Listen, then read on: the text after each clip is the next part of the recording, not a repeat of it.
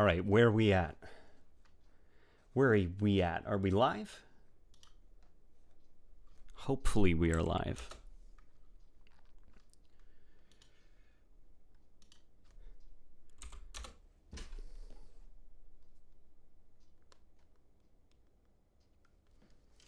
Let me actually load up the chat so that I can track what y'all are saying. Hey, everyone's here. Everyone's joining. Hello, Eternal. Hello, Vampire Life. Let me know if the audio is good, okay? Let me know if the audio is okay, because we're not going to proceed unless I know that the audio is all right and that you guys aren't being bombarded. How did you get different backgrounds? Oh, so I've actually had that asked quite a few times. It's cool, right? Like, look at this. It's the Reach background. Then if I go to CE, it's the Xbox menu. Halo 2 Anniversary, same way. Like, that's cool, right? I actually haven't gotten around yet to doing Halo 4 and Halo 3 ODST, but that's just kind of laziness. So the way that it works is the main menu backgrounds are stored as video files in the MCC's files. So on PC, all you have to do is take a video file, name it the exact same thing as whatever's playing in the background, and just swap those video files. And boom, you can have the background be whatever you'd like. Like customization, for example. Look at that, I got the Halo 3 loading screen. That's kind of cool, right?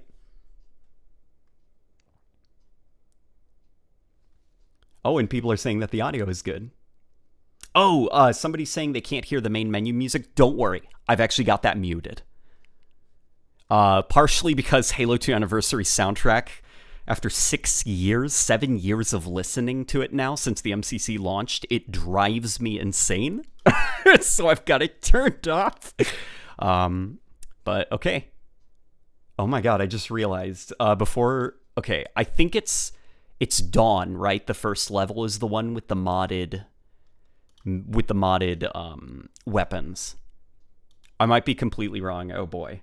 So okay, I guess we'll figure out what this is. Somebody says cursed video files. Oh, there are some cursed video files. I've seen some pretty shocking stuff.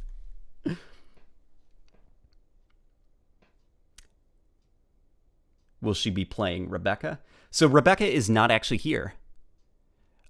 Rebecca will be probably on the next stream, I'm hoping.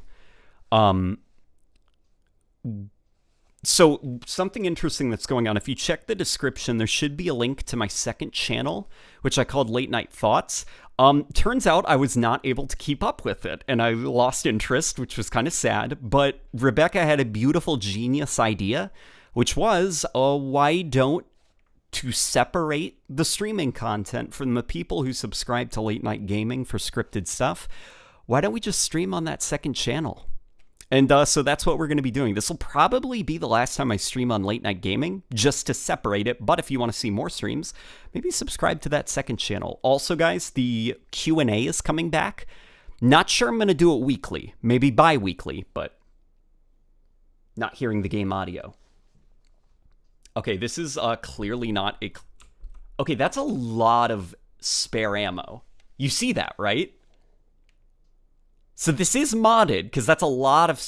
What is going on? That's a lot of spare... What? Do you hear that? Hang on. Let me turn up the MCC. I've got it turned down a little bit. The sound effects are wrong.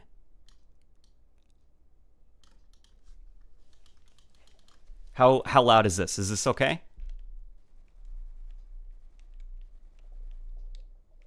Wait, you know what? Hang on. Let me go back here. If I can, like... Oh, you know what? I think this is a mod I downloaded that I forgot to uninstall. I apologize. Here, let's get out of here then. This is not the correct map.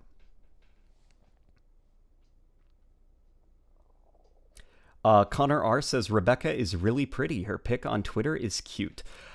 That she is. Dare I say she may be the peak of, like, human evolution? Game is silent. No audio. Barely hear it. Okay. That is a problem, which we will rectify.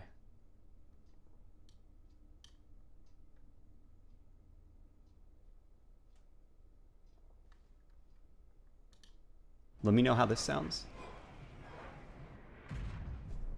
If that is too loud, I can also turn that down too, okay? There we go. You know what? Hey guys, you know what this looks like? This looks like a Halo 3 assault rifle. This is weird. Whoa, look at my armor. Hang on. Oh my god! Look at the Magnum!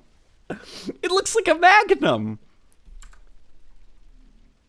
Not that the Halo 4 Magnum wasn't a Magnum, but you know, I prefer the look of the Halo 3 one. To me, the Halo Magnum is defined by if it has a little red thing on the back, and then two little yellow dots. They can be glowing or not, but that is so cool. Still too quiet? Turn it up a bit more. Okay, I greatly underestimated what you guys think is too loud. Okay, how does this sound? Too loud?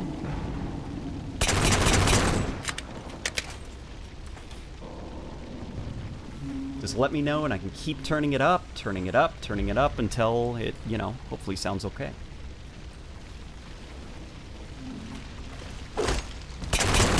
Super quiet still. Rob Tom says, oh my god, what are you doing to my baby? I think we are improving your baby, Tom. Oh no, I spoke too soon. Oh, Halo 5 aiming down the sights. Don't know how I feel about that. It's okay. It's just a lot. Look at that little guy. Oh, the elite's dead. Whoa, what? Hey, buddy. How you doing? I mean, he tried, right? There was nothing you could really do as a video game NPC.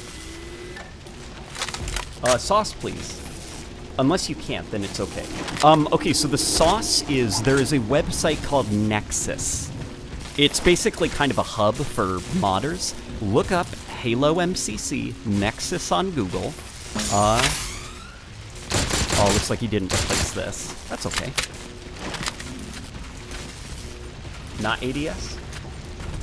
When I say ADS, I mean like Halo 5, where it's like, obviously I'm not aiming down the sights of the rifle, but functionally, Halo 5 had aiming down the sights. You know, you can, there's a button on your left trigger, you press it, you zoom in, it tightens up your accurate, yada yada, you know. Oh, baby. Oh, sweet honey. Now this is a battle rifle. Whoa. Hang on, let's get a good look at this boy. So he is holding a plasma rifle, but he's still, unfortunately, he's like rigged up to hold the storm rifle. So you can see, it looks like the fins of the plasma rifle are kind of like borked and they're floating there. This is a work in progress mod, by the way, so... Whoa, look at Chief's arms, that's weird. Yeah, I should mention, this mod is currently in beta.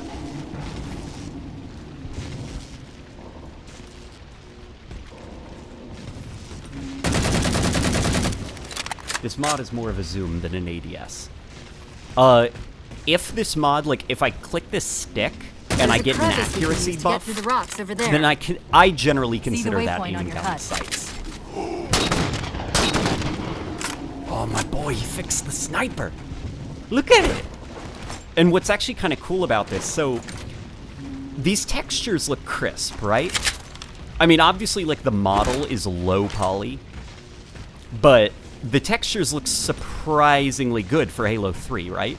The reason that they look surprisingly good is because, from what I understand, the modder behind this, he's actually using the textures that are part of the new Halo 3 skin toggle. Basically, if you leave the toggle on for the new skins, but don't equip any new skins, what you'll actually see are higher res textures than what the original game had. So he took those original recreated high definition textures for the Halo 3 assets and just brought them over to Halo 4, and look. I mean, obviously the detail looks drawn onto the side of the gun, but, you know, if you squint, it's kind of convincing. But that's cool, right? Look at this.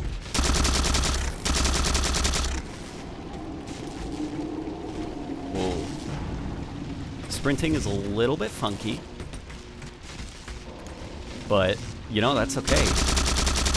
They're also, unfortunately, so the way that Halo 4, from what I understand, the way that it stores its weapons or its sounds in the files, it's a little bit hard, and by a little bit hard, I mean nobody really knows how to do it yet, to replace sound effects. So you're going to hear basically them tactically reusing sounds that already exist in Halo 4 and just placing them on some of these guns. So like this. That is probably a sound effect somewhere in Halo 4. I'm not sure what sound effect it is, but, you know. Saw.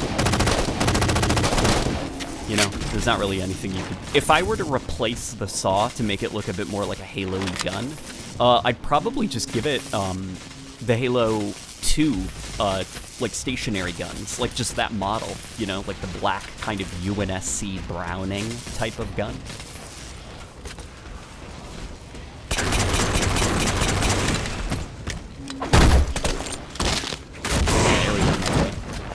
What do you guys want to see me running around with? Oh, hang on. I missed a super chat. Let me actually move my thing a little bit closer. Here, let's see. As much as I can appreciate the Halo 4 design, seeing the Halo 3 weapons in this feels so natural, it's scary, says Mickey. Thank you so much for the $5, Mickey. And yeah, it's... I actually remember, so Halo 4 is almost 10 years, which feels like, oof, you know, to say. I remember, I'm a bit annoying and anal when it comes to details and stuff, like annoyingly so. And I remember Halo 4 feeling like a battle rifle was floating to me. Like, I saw the scope on the gun, and I was like, oh my god, that's the battle rifle. Because at the time, Reach was the last Halo game. And Reach didn't have one, so I was like, that's right, the battle rifle, it's back! And I picked it up, and I was like, oh, what? What happened to the battle rifle? I had already felt like the Magnum looked kind of weird, because it was missing the yellow things. And things only got worse from there. I was like, wait, where's the plasma rifle?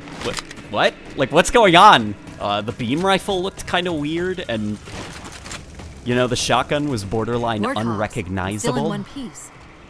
And Nice so to see your playing luck is this holding mod up. is weird. It's like, I almost wish I could go back in time and show myself from 2012. Like, dude, look at what modders are doing to Halo 4.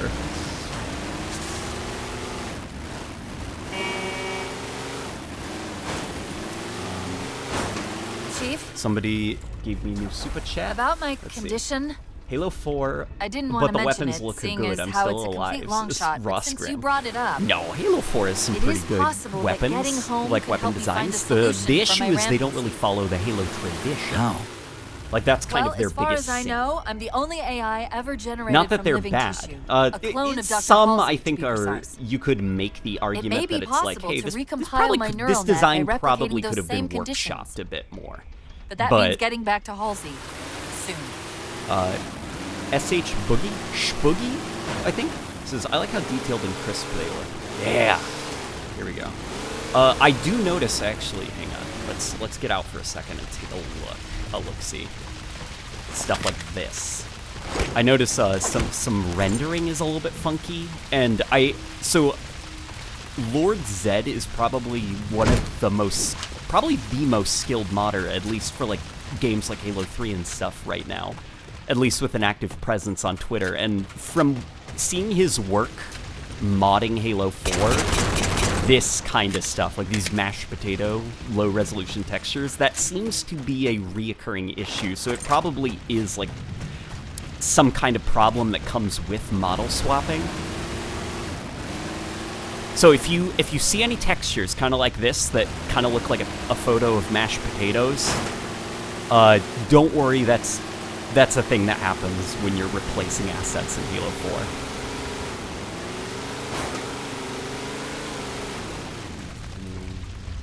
Here. Let me check out some more of these super chats. Yo, Late Night Halo, I know you're a fan of Destiny 2. I was wondering if you plan on making a video about the Witch Queen, says Dave B. And then, can we have a banana mod? Also, you are my favorite YouTuber, says Senior Chuck E. Cheese. So, a banana mod. Senior Chuck E. Cheese, I'm going to throw this back at you. What would be a banana mod to you? How would you design this banana mod? Also, I really appreciate the donation. Thank you so much, buddy. And then about the Witch Queen. I'd love to cover Destiny content. The issue is I don't know how to organically introduce it to my channel because the issue is not everyone really likes Destiny. Because sometimes there are valid complaints, but then, you know, sometimes it is a bit of that, like, kind of, Chief, you know, you're I'm not my hearing that real strange mom. signal I again. miss when you made Halo. Stronger this I time. miss Bungie. Like that kind of think there's stepmom something to it? syndrome, I call it. I'm curious. But, more than anything. Its behavior is I would like odd. to cover Destiny content, because I really like that game. In spite of itself, I will say. Hostiles. Yeah, look how good these models look. With the Magnum, it's so nice seeing the Magnum just look like itself, for lack of a better term.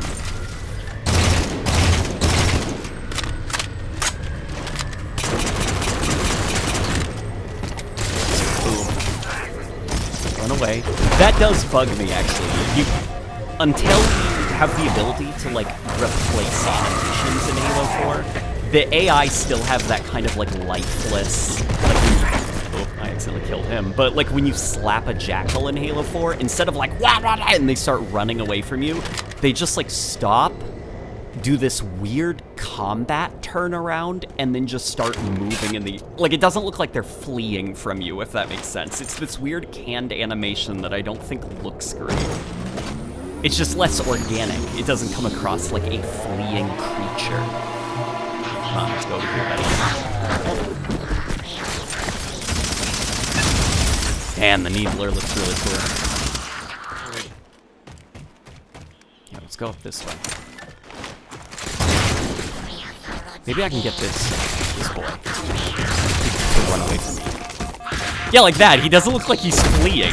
You know, he just kind of like, my AI has been told to go over to this position.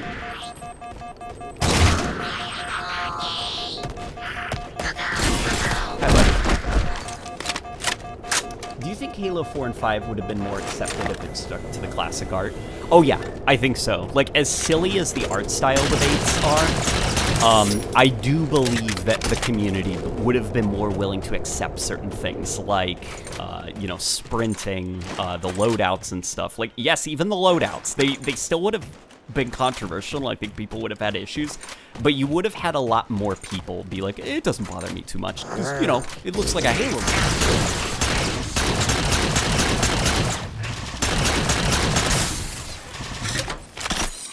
Something interesting about Halo 4 is, so the early code for aiming down the sights and sliding and clambering, I believe, were in Halo 4. Like, definitely they were working on it and couldn't get it into this game in time.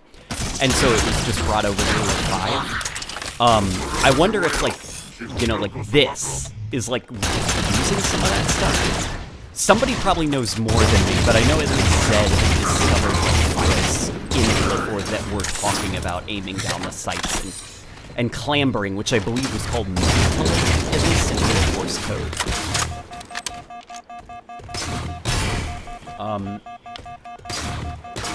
Leben Digest? Oh my god, I just butchered that guy's name. He says, I always wish for a mod that revamps and fixes Halo 4. Do the models simply fix canon, or do they stick around after you meet up with the Infinity as well? By the way, you have the soothing voice of God. I appreciate the compliment a lot. It's, from what I understand, the model, this is mostly just like for fun, you know, it's like a beta. I think it's revamping the whole game to just always have these models. Senor Chuck E. Cheese comes back with $5 who says, so his response to my question about a banana mod is everything is a banana, everything. You, the gun, the ground, everything is a banana. You have $10 now, enjoy lunch. Thank you, Senor Chuck E. Cheese. Did you know Chuck E. Cheese, the E in it stands for Charles? The mouse's name is Charles or the E stands for entertainment, and his first name is Charles, so the mouse's name is Charles Entertainment Cheese. It's pretty goofy, but I appreciate those If we're going to donations. hijack a ship from these Covenant, we're going to have to find where they're landing. Senior Chuck E. Cheese says everyone would like if you would lower the game audio. That's what I thought. All right, let's get that audio down a little bit. How about 60? A healthy 69. That sounds good, right? First. Outlines suppose you have a animation plan says for game that. too loud. Let Can me know always if I can ask bring it nicely. lower, okay? Look, I'm gonna Asking. start talking now while firing guns and setting off explosions. Is this too loud? I can lower it further.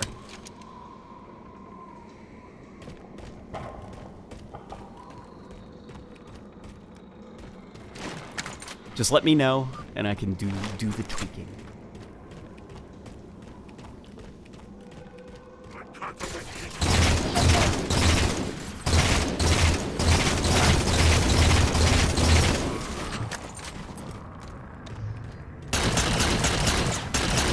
There doesn't seem to be aim assist. Or at least the aim assist has been modified in a way. It feels kind of strange. It doesn't feel like Halo 4 aiming. A little bit lower, people are saying. Okay, 69 is funny, but just for the sake of your eardrums, we're going to bring it down to like 55, okay? So here we go. Throw some stuff, some loud noises, and I'm talking over the loud noises. Is this too loud? Let me know.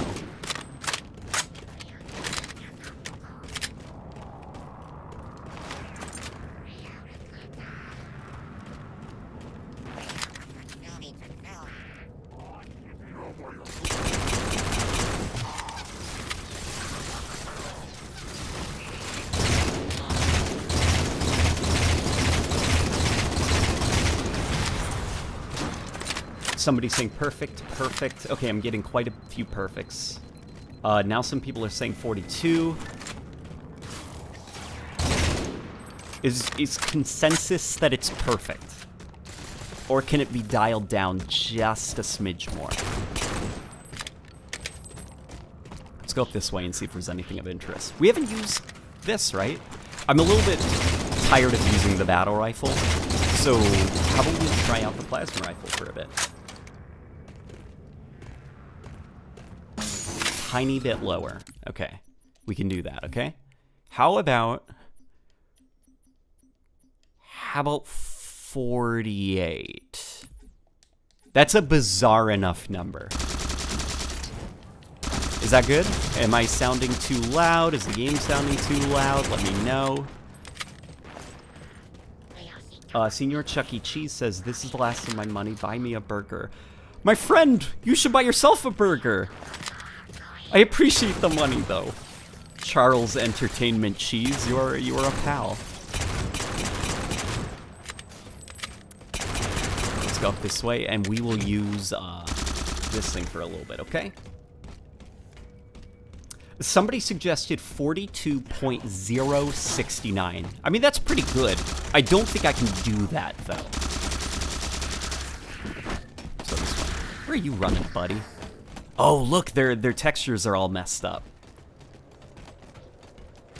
I was wondering, because the grunts looked a little bit mashed potato-y. Oh my gosh. Look, this whole environment looks very mashed potato-y. This is kind of weird. I've never really seen Halo 4 in, like, low texture detail.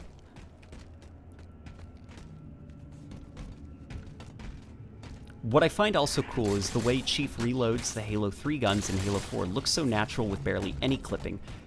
Makes me think these designs were meant to be used instead of the redesigns. So more than likely what is the case, so even though this does look more like a Halo Magnum in my opinion than the Halo 4 one, the silhouettes are very similar. The only real difference is how how thin and I guess kind of like small the back of the Halo 4 Magnum is. So since the silhouettes line up relatively well, the animations line up pretty well as well. Wow, didn't mean to end the sentence that way.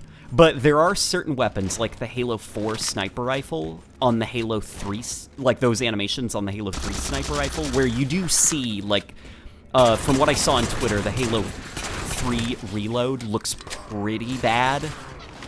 Or the Halo 4 reload on the Halo 3 sniper looks pretty rough, like Chief barely touches the bolt. You know, because just, well, the models don't line up, which is okay. That elite dropped his camo module. Let's have a look. Snap says, no, buy me a burger. Please, this is all my money. If you don't, I will starve and die? With a sad face. I hope that's not a joke, Snap. I hope that's not a joke, buddy. Oh, no! He didn't... A pet peeve of mine about the Halo 4 design of the energy sword is how, like, all of the weight is... It's almost like a fencing sword, you know, the way it's like you've got your handle, but most of the blade is up at the top. What I liked about the classic sword is how it would curve down to the wrist. And it was like your entire hand and wrist was protected. This is probably more realistic to hold than the Halo 3 sword, which probably you just cut yourself by bending your wrist, but I don't care. I like the design of the old sword better. I don't like this, like, Halo 4 super top-heavy weird look. I'll run a soft patch to you from the suit. That's more just nitpicky, pointless stuff that you absolutely do not have to have an opinion about. Mickey now says, no, Snap, you buy me a burger. There's a burger war going on, I think. Lighting on the Magnum looks cool. Yeah, right? I forgot who it was that did the HD textures for these assets, but they did a really good job. Was it Saber Interactive? Because these same assets you can see if you enable the custom skins, but don't apply any skins to your weapons for Halo 3 multiplayer, and you'll notice it's not the original Bungie textures on those guns. They're high-quality recreations of those Bungie textures, and they look really good. Snap now says, Mickey, what kind of burger do you want? Thank you for the $2, Snap. You guys are funny.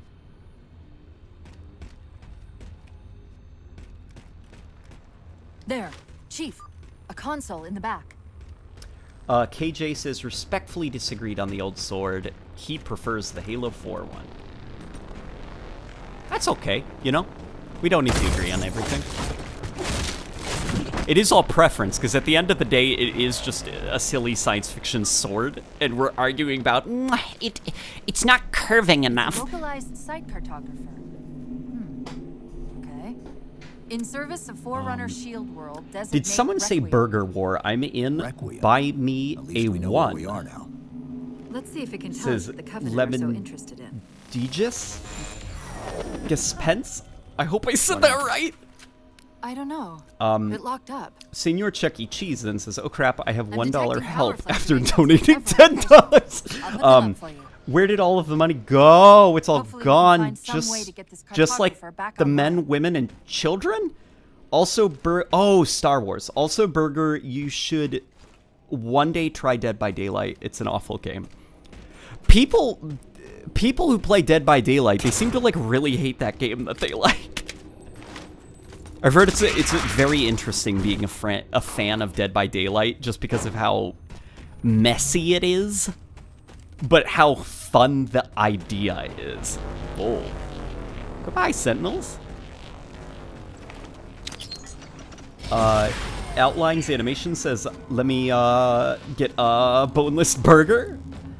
Mickey says, let me get that big Buford from Checkers Rallies. It's all right. And then Snap says, Ramirez, defend the Burger Town. Your shields are just Man, cycling in Modern Warfare response 2 to is the a good chamber's game, right? charge. Like, that game's just pretty good. It's, like, pretty good. This type of processing system usually works It's in kind of parallel. disappointing that it's... We'll the have other to day I locate its realized, because Modern Warfare 2 still holds, like, a lot of importance to me as a video game. Like, just because I was in school at the time of its release, and like, kids were, like, skipping class to go home to play it. Some kids I didn't see for weeks because of that game. And now it's, like, I just had the realization the other day that it was like, oh, Modern Warfare 2 is, like, really old. Like, too old for some kids to play nowadays. That just disappointed me. Senior Chuck E. Cheese just donates $1. Thank you, my friend.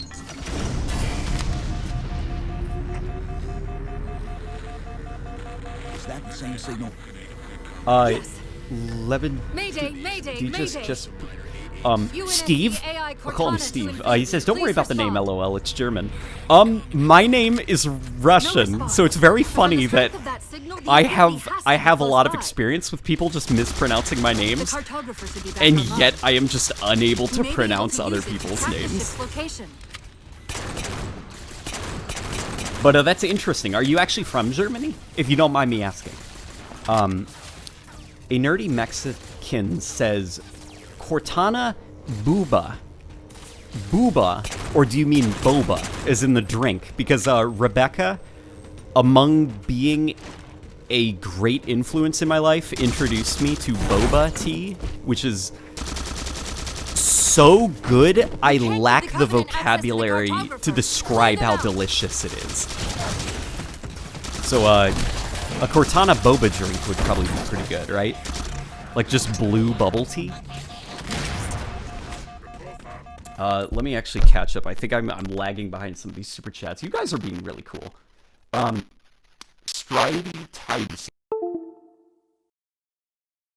Different sound design or a different art direction with classic sound design, what would you choose? That's a good question, actually. The Butter Anvil says the theme of the theme in Halo 4 is underdeveloped as heck. The theme? Like narrative or like the soundtrack?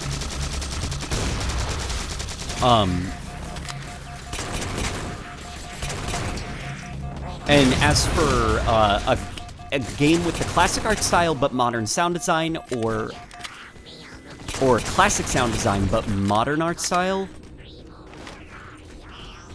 man, that is tough, because it's like you can't really separate the two, you know?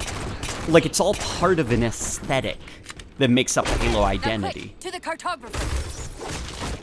It's kind of like how I think Halo 5, like those fan-made edits where they add back in traditional Halo sound effects, it looks weird in Halo 5, because those aren't the sounds that the game is supposed to have. Like, as messy and kind of sloppy as I think the Reclaimer Saga aesthetic is, I do believe it's at least cohesively sloppy. Like, it wants to look like that. Runcy Months says, I will donate 5 more buckaroonios if you go woot woot woot. Okay, I'll do that. Doesn't want to triangulate infinity. Woot woot woot. There we go. Oh wait. I felt pretty good about that. That can't be right. Scan again. Boba Fett flavored boba. We've already passed through one says surface. It's Ivanko. not crazy to think that someone else may Yeah, see, you know what I'm talking about, right? You mean the planet's hollow? The Butter Anvil says Let me see they if I mention can how figure Chief out a isn't way to reach human these like 3 coordinates that times. doesn't involve us digging a really big hole. To be There's a fair, terminus on the far side of the complex. so that is true that they say, like, being human and stuff like Let's that, get to that but terminus and remember, find Halo infinity. 3, a game I love, my favorite game in the series, What do you know at about some infinity? point, all the characters Not much. It's stopped supposed to be massive. to remind Project is each only other a that prototype. turning on the halos is bad. Look, if he activates the halo and she's like, they're gonna kill us Scout, all, find it's the like, bridge below. Stay sharp. we know, dude. What? Halo's always had, like, blunt... I mean, the game is called Halo. The main menu of it is Monk Chance. The enemies are basically alien Christians. Like, the series is not very subtle when it comes to its symbolism. So stuff like that, I'm like, it's okay. Leave Halo alone. Halo's being cute. Oh, look at this. The classic rocket launcher. I will say, the rocket launcher is one design where it's kind of like... The Spanker, really the only thing that's changed as the years have gone on, besides detail being added, is the color identity of it. It's gone from like this black look to like a kind of like metallic silver look, which I haven't liked. But it's like the general silhouette remained unchanged.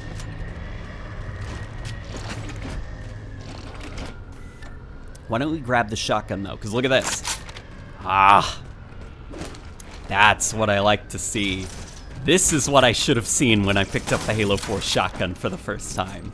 Those glowing sights. Here, let's also get a fuel rod gun. Because look, it's the classic fuel rod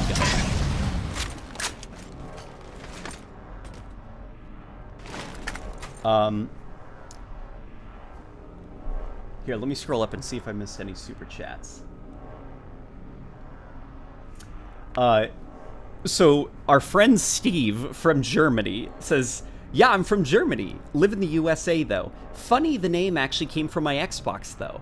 But I like it, so I kept it. Rest in peace, all of my money, by the way. Oh, I'm sorry for your money, Steve. My German friend, Steve. This is silly. Here, let's do it with an elite voice, though. Okay. What? How's that? That's good, right?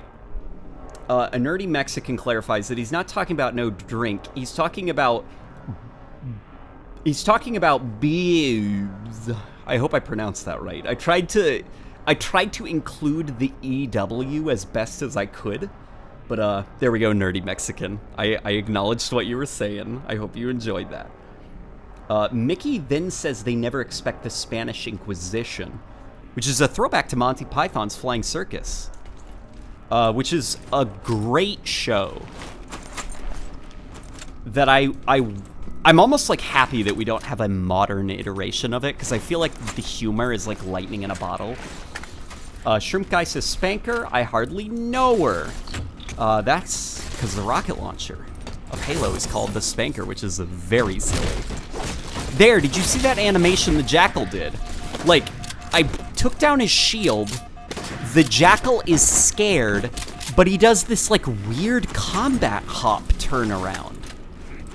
Whereas in the Bungie games, they just kind of, and this isn't me trying to be like 343 versus Bungie, it's genuinely like character identity. It's just a very weird animation in Halo 4 that they included, where the Jackals do that odd, almost like passively disinterested turnaround animation, and then just beeline away from you. I don't believe that creature is terrified for its life.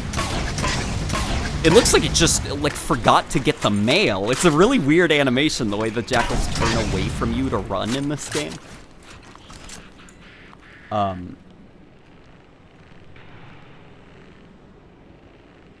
So, Z-Boy says, so Halo Assets in Left 4 Dead is fantastic. It is fantastic. It's pretty fun playing Left 4 Dead with Halo Assets. I almost exclusively play the game like that. Koi Boy says, thoughts on the Halo 4 and later Warthog? I legit think it looks like a toy instead of an actual useful truck. I prefer the Bungie design.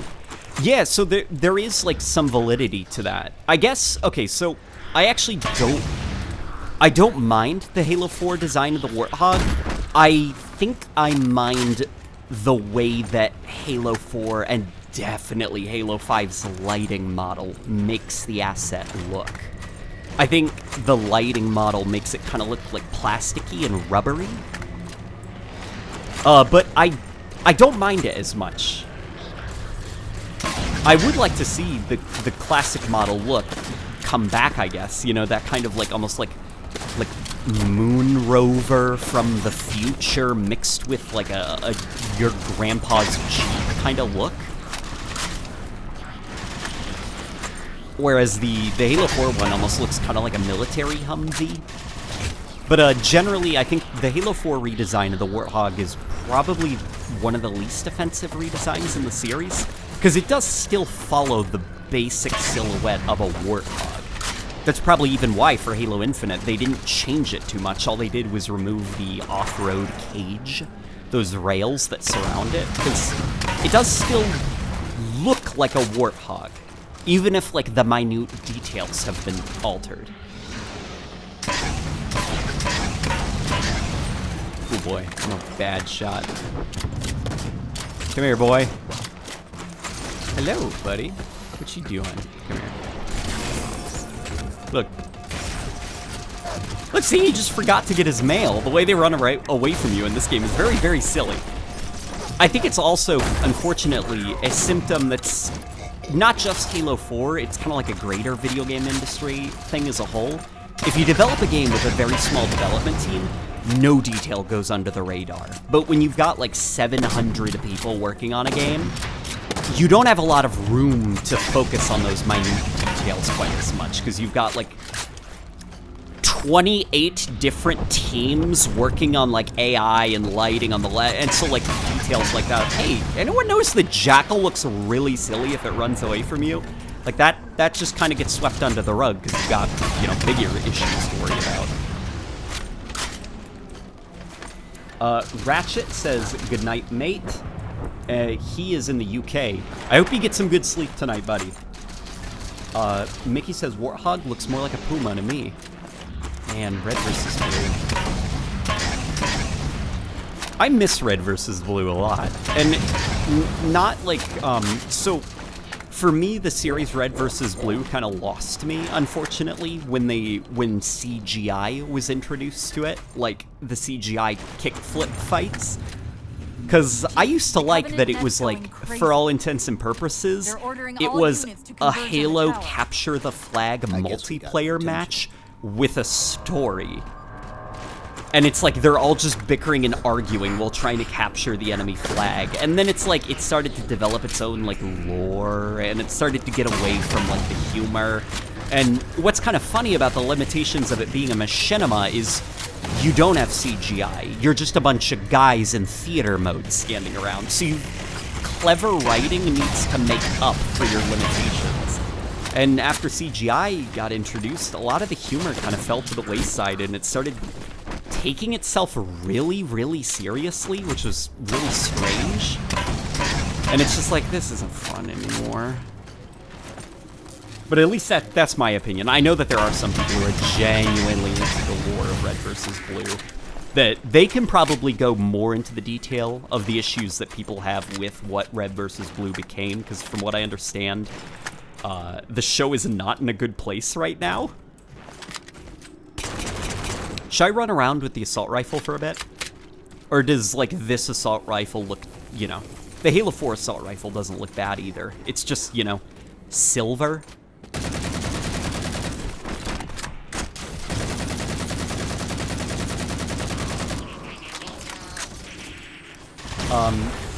Ivanko says, "Imagine a Wi-Fi router that looks like High Charity."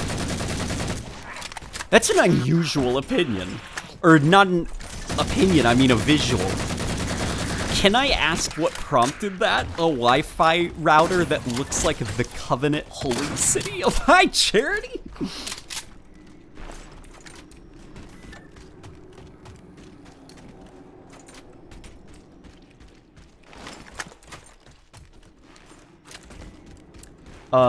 The Requiem says, "I'm sorry, what's this serious Red vs. Blue you're talking about? I've been watching the show since I was 6, and I've never seen this ultra-serious Red vs. Blue series until last year." When I say serious, I mean serious by Red vs. Blue standards. Like, the free project freelancer stuff, and like one of the characters is like an AI, it was like... Okay. Like, that's the kind of stuff I mean, where it's less about we need to capture the enemy flag, how funny can we make this? And how convoluted and, like, a borderline soap opera can we get this series to be? And then it started to become, like, sci-fi espionage thriller type stuff. There were jokes, obviously, but it took its thriller elements very seriously. Like, they were not funny. And because it was, like, attached to Red vs. Blue, there was a tonal disconnect for me where it started to feel almost like Halo fan fiction, at least to me. I know some people actually did take it seriously. That's why I'm not saying I think Red vs. Blue is bad. I'm just saying I stopped watching it and stopped enjoying it. Because it started to disconnect from what I liked about the series. I am glad, though, that other people did enjoy the series, because from what I understand, it has a pretty extensive universe. Let's grab... Look at this! We got a better beam rifle in here!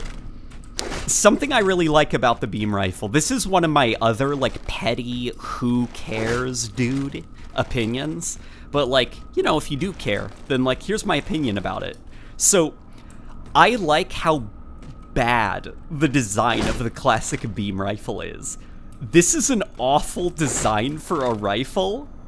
It's weird looking. It's very stupid. Like, where are you supposed to put your eye to use the scope? You know, it's just... But that's what I like about it. That it's like, you pick up this thing, it's an alien sniper rifle. Like, okay, I'm running over, I've got my... Oh no. I got my human gun, let's pick up this... What is this? It looks like a guitar that I'm holding weird.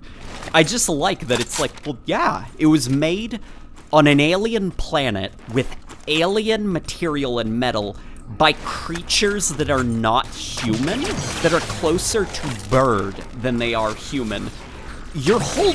It's like, imagine if, like, birds grew up and started making their own tools and then you picked up one of their tools. Like, what would a bird utility look like? I just like that this thing looks very alien and unusual, and I don't like that the Halo 4 one kind of looked a little bit more comfortable in the hands of a human being. Same with the Storm Rifle, you know? I don't like that it kind of looks like a gun that was designed by human manufacturers and then it was covered in beetle stuff.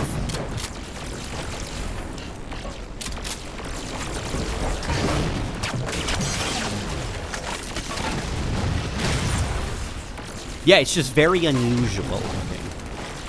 It's a similar problem I have in franchises kind of like Mass Effect. The recent Mass Effect Andromeda, for all the game's issues, I think it has some pretty strong art direction and definitely an impressive graphical showcase for the Frostbite engine, minus, you know, the character designs. But one of the most disappointing things about that game was I'm in an alien galaxy, the Andromeda Galaxy, and the first thing I see are bipedal aliens with hands and arms and holding bullpup fully automatic rifles that they're shooting. It's like, come on, guys. Make it an alien gun. Come on. While you were busy, I managed to clear up another transmission from Infinity. There we go. Let's go up this way. Somebody says, like he said, Caleb says this is a very enjoyable stream. I wonder if it's I'm glad related I'm to whatever entertaining. the Covenant are after. Where's the terminus? The map placed it at the top of the tower. Do you think CE should get a new remaster? Anniversary sucks. Do I think time, money, and a budget should be spent on updating the graphics of the original game? Like, basically, kind of like the Halo 2 Anniversary treatment? So in my opinion, surprisingly no, but also consider this opinion is coming from the perspective of somebody who plays on PC, so things like texture mods exist for me, where they may not on console. Because I feel kind of like, well, texture mods. Also, generally, I do think when it comes to remasters, it's... Okay, just so that things don't break, I'm going to restart the level and we're going to go through one more time, okay? Let me know, by the way, if I missed any super chats. I do think, generally, when it comes to remasters, the fans understand a game's identity a little bit better than, like, a development team that has to impress investors, has to impress a publisher, and are also working on a set deadline and have limited resources and stuff. Here, let's get that sniper rifle, actually. We did not use that much. And the reason behind that is fans are super anal, annoyingly so about details. You heard me just describe why I think the beam rifle the classic beam rifle, which is just long triangle, looks better than the classic beam rifle, which was circular long triangle. Like, us fans are nerdy about details. And that's ironically why I think that fans are better when it comes to remasters of things. Because I do think that there are instances of... So I've been playing the remaster of Age of Empires 2, one of my favorite games from my childhood. And I think the remastered soundtrack is awful. Because I think it completely misunderstands the tone of the original game. And Halo 2 Anniversary, even, to an extent. I think far too often the production value of the soundtrack works against it, which is Marty O'Donnell and Michael Salvatore, and I don't know if C. Paul Johnson were involved at the time, and I do believe Nile Rodgers at the time was a producer, so, like, that group of people, they were working with limitations of 2004. In 2013 and 14, though, they had, like, full-blown orchestras and all of these crazy instruments, and I thought too often the soundtrack got way too loud for its own good, to the point that it was borderline shouting at you when it should have been softly whispering to you. And I had a similar issue with the Age of Empires soundtrack. It was way too excited by the budget that it had. And I think with fans sometimes, that lack of budget also works in their advantage too. That was a very weird and contrived answer to the question, but Runcy Muntz says, opinions on Scary or Covenant for games like ODST where you are not a tank with legs, i.e., e.g., if the Jackals acted as ruthlessly as you do, and they do to civilians in Reach. Oh, they react as ruthlessly to you as they do the civilians in Reach. Last super chat for me, have a good day. I do actually, I would like that. Some instances where you're put in a position of vulnerability that makes the Covenant seem scary. Our German friend Steve says, what's your opinion on Lato's recent remade model? Lato, now that he is a fan and he doesn't have unlimited budget, seeing him completely remake the Master Chief in high definition and the Warthog, it looks pretty good. It looks great. You guys should actually check it out on Twitter. Jarasunder says, I wish we live in an alternate world where 343 contextualized the new art style in Halo 4 and 5. I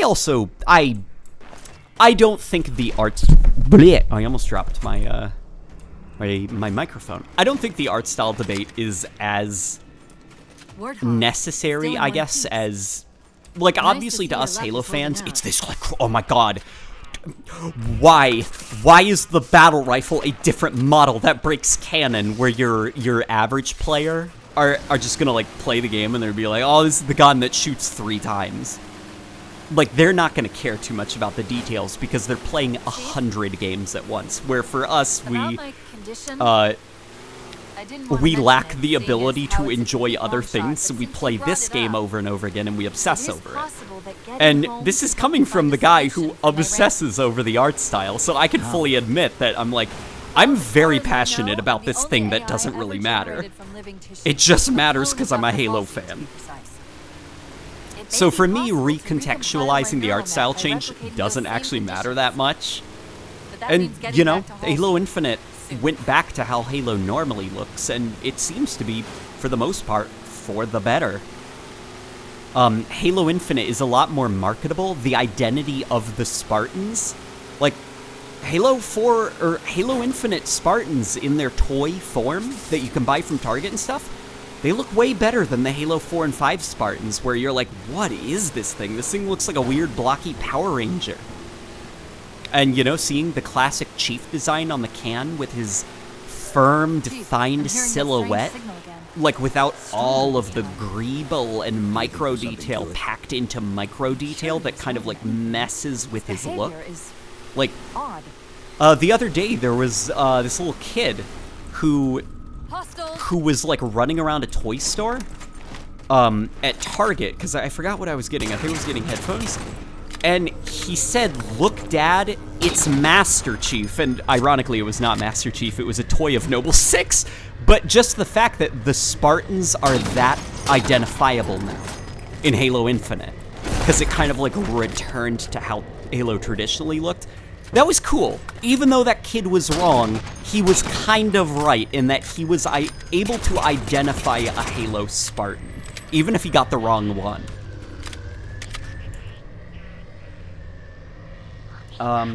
Jordan Reed says, watching this, I sometimes forget that you are playing Halo 4 with those weapons. Also, I really do not like the sound of the Halo 4 shotgun. Yeah, it's a very chewy and crunchy sound. It sounds very compressed. There isn't a lot of reverb in the environment when you let out a shot. Steve, our German friend, says, me too, Jarasunder, me too. Fancy seeing you here. Yeah, so, yeah, but that's my fun little, like, you know, Halo story. That kid who's like, look, Dad, it's the Master Chief! And he's pointing at Grey Noble 6 on a shelf. It was very cute. And it is cool that 343 are, like, re-identifying, I guess, that Master Chief is, like, an iconic symbol for the Halo series. And they're not doing the thing where they're like, our new protagonist, Spartan Locke, and he looks like an alternate skin that you could unlock for Samus in a Metroid game. Like, it's just the most uninspired science fiction designed foreign armor ever. And the guy's name is first name Spartan, last name Locke. Like, that's not gonna fly too well on a package for a toy, you know, when you have the Master Chief. It is cool that 343 are kind of like looking for those like marketable aspects of the Halo universe. Master Chief, 117, Grunts, the Monk theme. Like, they're kind of like rediscovering those little aspects of the Halo universe that people really like, and kind of like doing away with the, you know, the new face of Halo, Spartan Locke, fighting the Prometheans.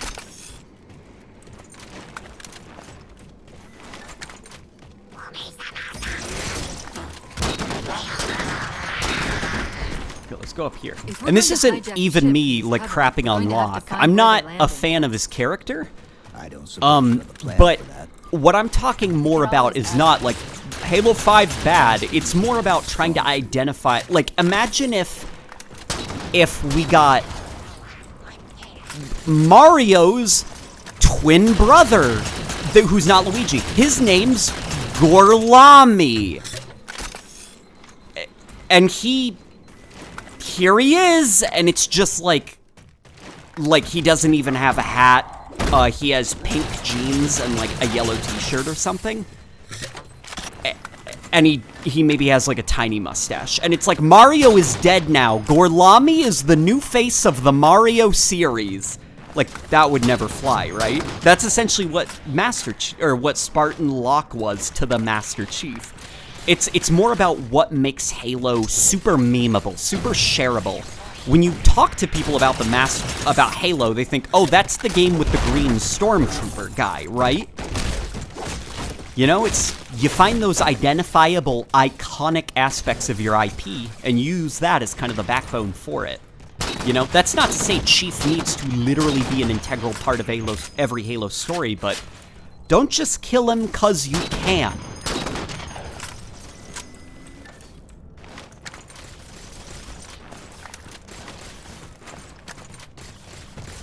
Hopper Grass says this is a terrible comparison. Oh, it is. My comparison was atrocious, but you understand what I'm saying, right? If first name stepbrother, last name Gorlami, the new face of Nintendo, stepbrother Gorlami, Mario is no more. You know, that's essentially what it's like with Spartan Locke, where it's, yeah, Halo's not gonna last too long if Spartan Locke is the guy on the side of Xboxes, you know?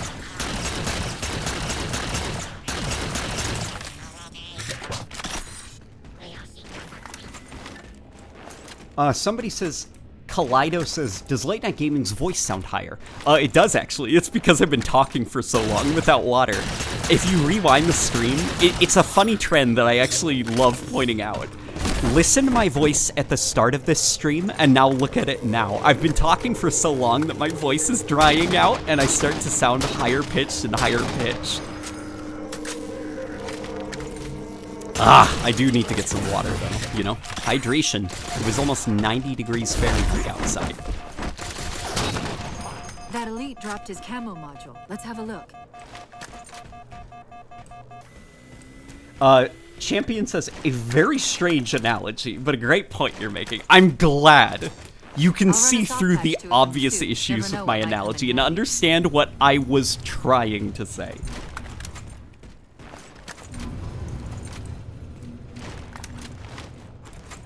There's that phantom signal. Let me see.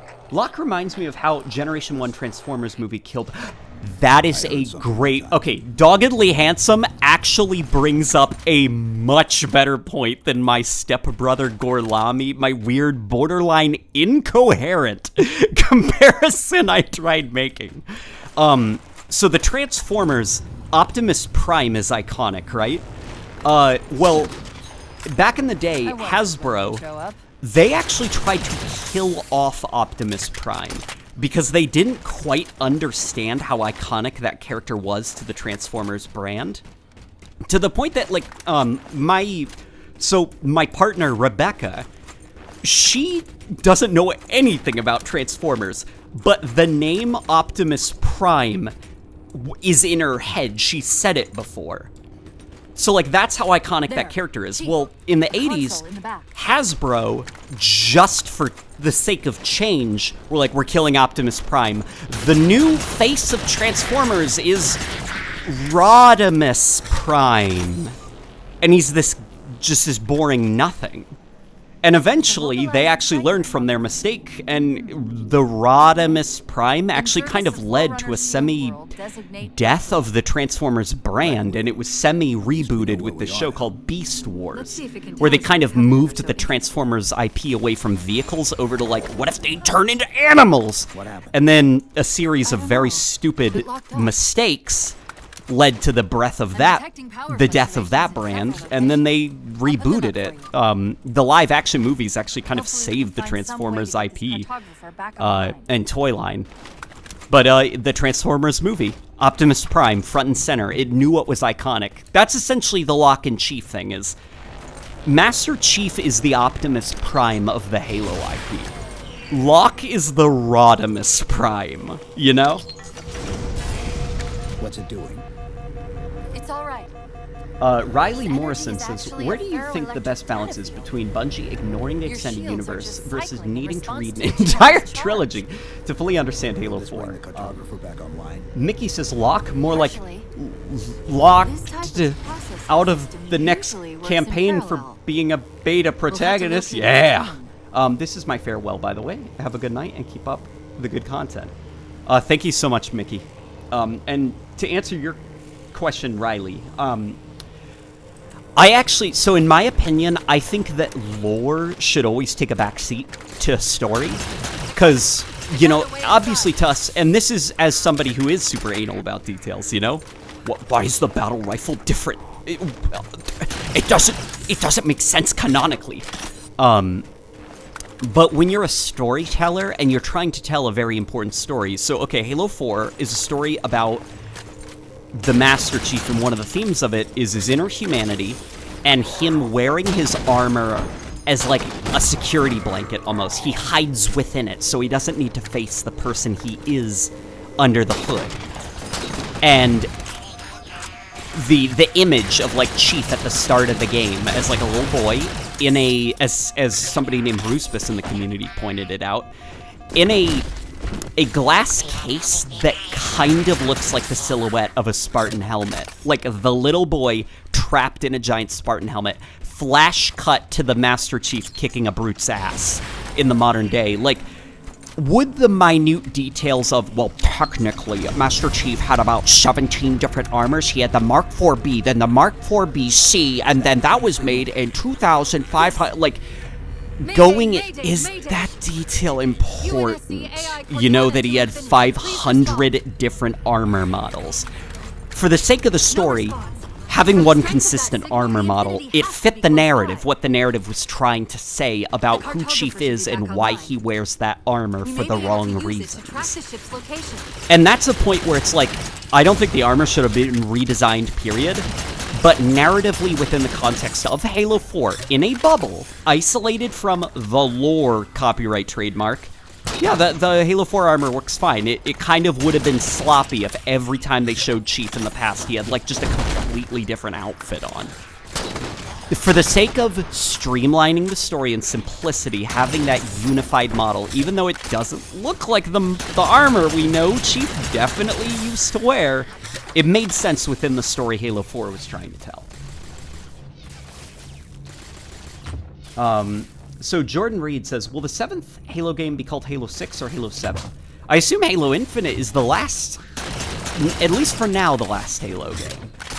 I think just for the sake of 343 avoiding a Final Fantasy situation, they want to get away from, like, you know, Halo 17, Locke Strikes Back. Like, they want to move away from having, like, numbers, because after a while it does become comical, and it starts to be unintentionally goofy. Because it's like, wow, your franchise is pathetic. You're on the 17th sequel? You know, like Halo 6? Really? Same with, like, Resident Evil. The new Resident Evil game is not called Resident Evil 8. It's called Resident Evil Village. They just cleverly nod to the 8. But, you know, they don't want to be that franchise that is like, yes, we're on our 8th installment. And I think that's what Halo's doing, too. Noble Commando says $2. I like your content, and I want to give you money. Noble Commando says, I disagree on your state. I disagree with your opinion on lore. I can't stand continuity errors. That's okay. You don't need to agree with my opinion on lore. Because obviously, this is me speaking from my own perspective. There are some people who do want consistency. It makes the universe feel more real to them. I care less, I guess, about if the universe makes sense, because it's not going to make sense. It's not. Like, after a while, retcons are going to happen that are stupid and annoying and kind of break continuity. You're gonna annoy yourself if you get wrapped up too much in lore when a series runs for too long. Because for the sake of its own health and telling new stories, it will start to contradict itself. So this is for my own sanity, right? I'm not speaking for you, by the way. I hope I'm at least making sense, where you're like, I don't see it that way, but I see why you see it that way. I found it's a lot healthier for me to stop caring about the lore and start caring more about the individual stories being told in each game. Because Halo 5 was so shocking that it taught me quite a bit about what it means to be a fan of a long-running series. Same with Transformers. So for some of the Transformers fans in here, I really like Generation 1 continuity. Okay, guys, I'm going to sound like a loser for a second, all right? Bear with me, okay? I'm going to sound like a loser. The Quintessons creating the Transformers, I like that way more than that stupid Primus Unicron stuff. I think Unicron's really boring, and I don't like that a lot of new Transformers media is exclusively centered around him. I think Primus is dumb. I like the idea of the creator of the Transformers believing they grew naturally, yet it turns out they were actually the artificial constructs of an alien race that grew beyond their creators. But the new continuity of Transformers is that, no, there is this, like, you know, Primus and Unicron and stuff. And, okay, I'm not going to worry about how that kind of, like, interferes with classic G1 continuity and stuff, because, like, I don't care. They're all individual stories. So Primus, Unicron stuff, like, okay, what is this story being told? What are they trying to tell me? There, okay, like, loser time over, okay, hey, Late Night Gaming's back. Who is that guy babbling incoherently about a series designed to sell toys to you?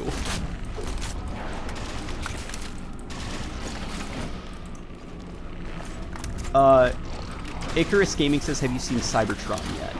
As in the Transformers Cybertron cartoon. I think Armada is fine. I think Energon is astonishingly bad. Cybertron, I think, is pretty fun. Transformers Animated, I did not like until I matured and realized, oh, this is actually not that bad. This is pretty good, actually. Transformers Prime, I didn't like that much. I thought it was more annoying. And the new Bumblebee series seems kind of fun. The one that the Transformers YouTube channel uploads. Like, that's kind of fun, you know?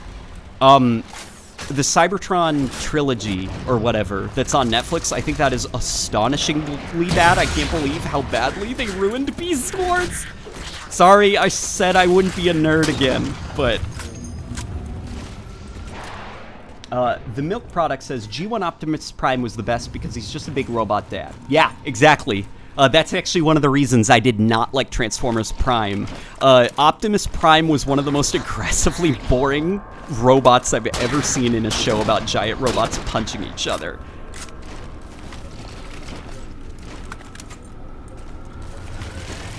Yeah, they say, like, one shall stand, one shall fall, like 500 times in that show. After a while, I wanted to duct tape Optimus Prime's mouth shut. He drove me crazy in that show. How just boring he was. Show me more of the Decepticons. Starscream was great in Transformers Prime. Starlight Warden says, lore can't 100% exist in Halo as much as I love it. The Fractures armor, MCC Ancient Armors being the perfect example of this. Or Katanas and Hayabusa. Yes, exactly. Or if you take the idea of, okay, the Halo trilogy. It wasn't written with the idea of there being sequels, you know, finish the fight. Well, yeah, you're gonna be super mad about this idea of the series continuing, because finish the fight. You're gonna drive yourself crazy. Don't worry about that. Don't worry about it. It's okay. Like, it's okay. You know? If you care too much about lore and continuity for a series that is supposed to keep making sequels, you're gonna drive yourself crazy. So that's like my defense mechanism, I guess. If you're somebody who really cares about lore, which I was, and you're getting really irritated with the series you're following, the way I've learned to survive that conundrum is to not care about the lore quite as much and more try to analyze what the storytellers are trying to tell with the story, irregardless of if it breaks the lore. You are allowed, though, every now and then, just to relieve yourself, complain about the way it's breaking the lore. These are all personal preferences, by the way.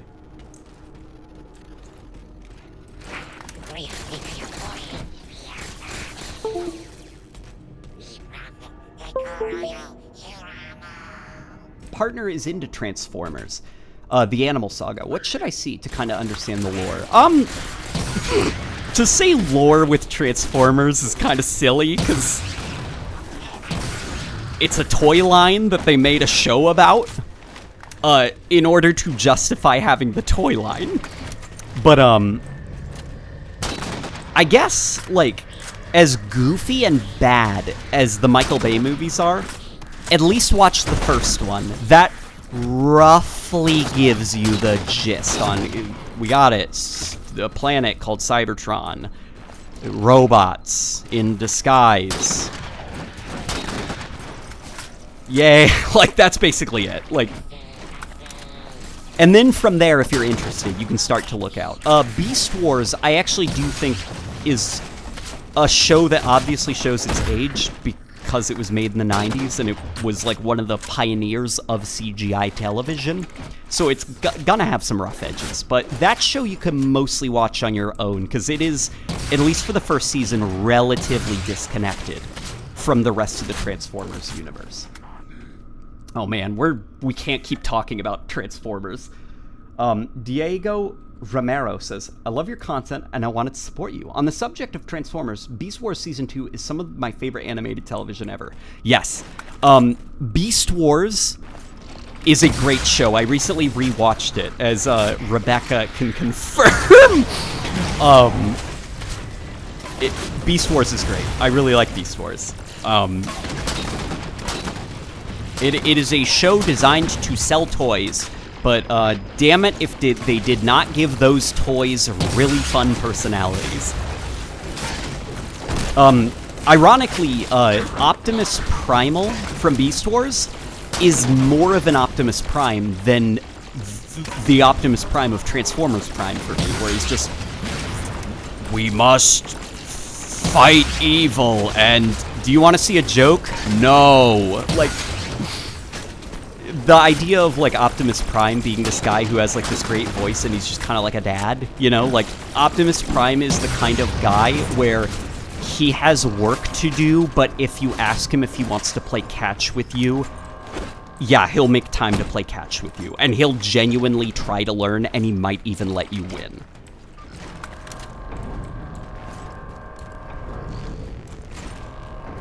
Here.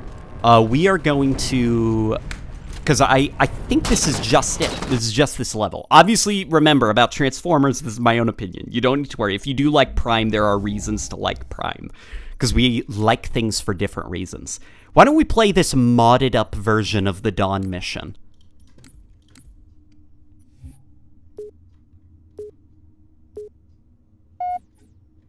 Yeah, guys, I have a lot of opinions about things. You guys want to start talking about Sonic the Hedgehog? Ask me about Sonic the Hedgehog. Unfortunately, reluctantly, against my will, I am a fan of the Sonic series, even though it seems to be trying very hard to not make me a fan of it.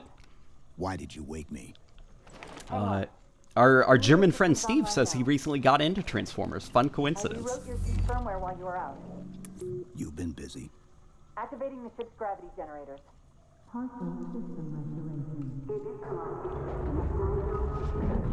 Chief, look up. You need to pull the manual release. Starlight Warden says, I miss the Gary Chalk Optimus and David Kay's voices. Aside from the constant Seems like old spamming, times. the super mode Ready to speech get back to is such a good change of form. I thought you'd never ask. Is that like in the We've got intrusion alerts lighting up the multiple Unicron trilogy where they were constantly like Our best super mode, is combine, coordinates the transform, activation like 4 floors that's because the show was made first and foremost for a Japanese audience. Like you can even like some of the scenes in that are literally characters floating over a lake powering up while yelling at each other. Like the Cybertron trilogy is very 4 anime. years, 7 months, 10 days. So that's just some of those like those Japanese influences that don't quite translate as smoothly into like American television, whereas Transformers Prime is way more for American audiences, where it has that like very kind of like Hollywoody orchestral soundtrack and the kind of like very, I guess you could say, what Hollywood thinks is realistic designs for characters. No, people are actually asking me about Sonic. Chief, watch out! What do I think about the leaked Sonic Rangers details? It could be good, but it's modern Sonic team, so it could very much be awful. The boost gameplay is there, so I'm erring on the side of it not being that great, especially in an open world environment. Because the reason that Sonic Adventure worked so well was not like, guys, it's called Sonic Adventure, that's why it's good. No, it's because, like, that Sonic was designed first and foremost around the idea of physics, which, how fast a player gathers up, or physics and momentum, and how fast a player gathers momentum, that's up to the level designers to design loops and stuff. With the boost formula, the player, at the press of a button, can just fly across the map. So you as a developer have way less control over the player, which is why those boost games kind of have samey level design. Like, you know, by Sonic Forces, granted Sonic Forces is not a great game that are, for reasons, divorced from the boost formula, but you can kind of see the limitations that they're running into with the boost formula. They can't really control the player. They gave the player too much control over how fast they move. That's the last of them. And so the fact that Sonic Rangers might be another boost game, I'm like, oh no. I don't want to grind on 3 rails that I have to change between, or side hop between incoming obstacles, or boost it down a hallway with enemies lined up for me to knock through, you know? Come on, I want to see a hill, and if I roll into a spin dash down the hill, it makes me go faster, and then I can use that to propel myself across the open world. I don't just want to hold down a boost button. That's one possibility. Those are my dumb, bad Sonic opinions.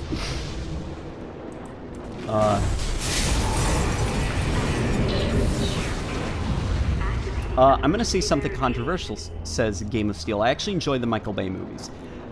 I wouldn't say that's controversial. I'd say most people like the Michael Bay movies. It's the Transformers community, like the Halo community, the people who are way into Transformers that don't like them. Most casual audiences really like those Michael Bay movies. I would still argue that first Michael Bay movie, minus some of the weird, bad Michael Bay stuff, is a pretty good movie. Like, for kids, at least. It's not, like, the most intellectually stimulating thing on planet Earth, but... So I don't know if you guys have noticed, but, like, look at the sparks. This is a mod that, adjusts a lot of graphical things. You probably noticed that Phantom. Look at that thing. Or, when we shoot the ground, look at all the sparks going up. This mod makes quite a bit of adjustment to, the weapon sandbox. It also makes sprint almost useless, so that you're encouraged to, well, strafe, move around, guns always up, like that classic Halo gameplay.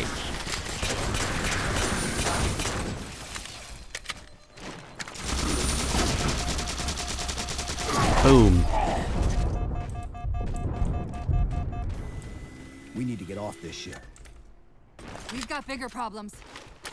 Got a cruiser and an Infinite intercept course. BTF says, Boost games are good, Head for Modern the elevator Generations bank. has the best level design to date, and it's the only game to have the same amount of flexibility and paths as the original games. Yes, but since the ship was torn in half, we can't access the I think weapon that's stations. debatable. We'll I have to think fire the part of the net reason from that the outer hull. Generations is so good is because it used everything you can do with the Boost formula. It was almost like a perfect encapsulation of the Boost formula.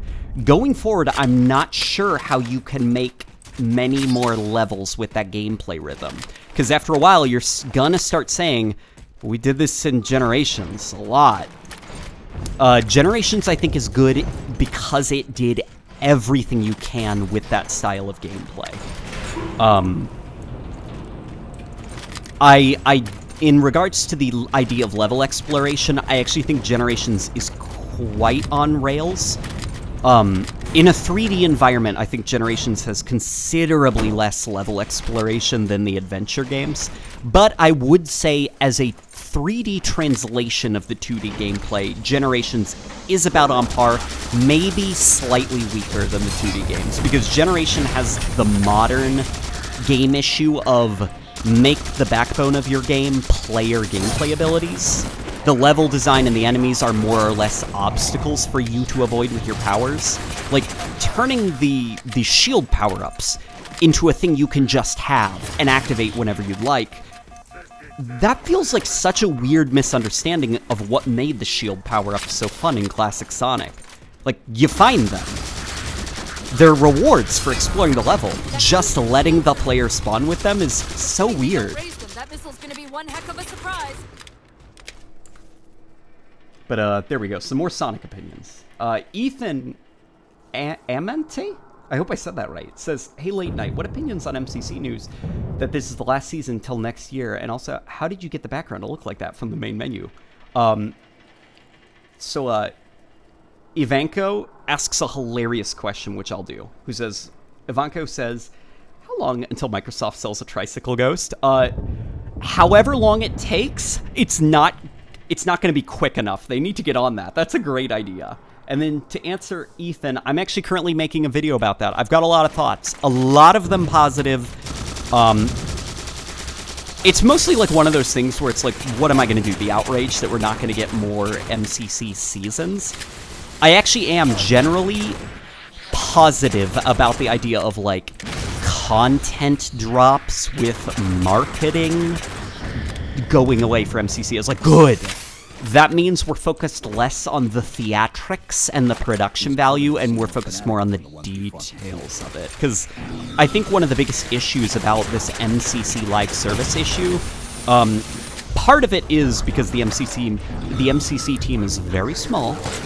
But also some of it is because, you know, they're locked to the console certification process, which can take many months, or not months, whoa, god, no, I hope it doesn't take months. It can take many weeks to go through, which means when the MCC team breaks something,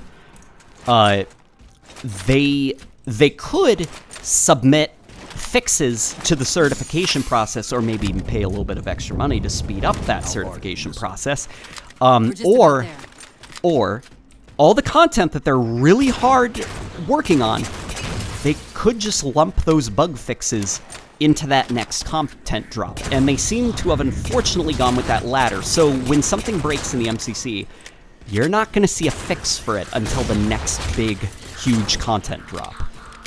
And now that they're not focusing on big content drops, the rather small little individual patches, we might actually see speedier response time to small bug fixes. And that's actually something that interests me more than, like, you know, hey guys, we ported these Halo Online models to Halo 3. You know, I'm excited about the idea of just getting a bug fix update where it's like, sorry guys, no new content, here's the bug fixes, and like a lot of stuff has been fixed. I'm excited about that prospect.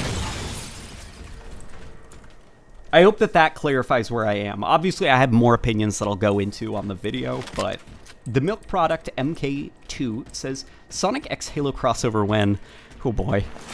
The Sonic fanbase actually has a lot of opinions that are similar to Halo. In fact, they're actually kind of going through this really interesting transformative process where they're able to identify down to a T what broke up the different eras of Sonic. Kind of like us, where we're able to identify the different eras of Halo, where you got the idea of classic Halo where your gameplay is ridiculously simple, and because that simplicity, it's up to the external sandbox to do the heavy lifting, thus encouraging the player to find tools beyond themselves to empower themselves, whether they be vehicles, guns, gadgets, or map utilities. Whereas the modern era of Halo is more about the idea of you being this super-powered wrecking ball that has all these very powerful abilities. The levels themselves are actually more like... I compare it more like classic Halo was like a toy box, full of toys for you to play with. Modern Halo is more like a jungle gym that you're just supposed to kind of climb all over. Like, it's there for you to just climb all over. If that makes any sense. That's another really bad comparison, which I assume somebody is going to come up with a much better comparison. And the Sonic community is doing something similar, where they're able to kind of identify what they view as the spirit of classic Sonic versus adventure Sonic versus modern Sonic, or the meta era, as this one fantastic Sonic YouTuber I follow calls it. Yeah, guys, I have a lot of opinions about things, and those things that I have opinions about are very silly. Somebody says, imagine a Halo armor that looks like Barry B. Benson? Who's Barry B. Benson? Am I walking into a joke? Is this like a Ligma type setup for a joke? I'm really scared that I just walked into a punchline. One thing at a time.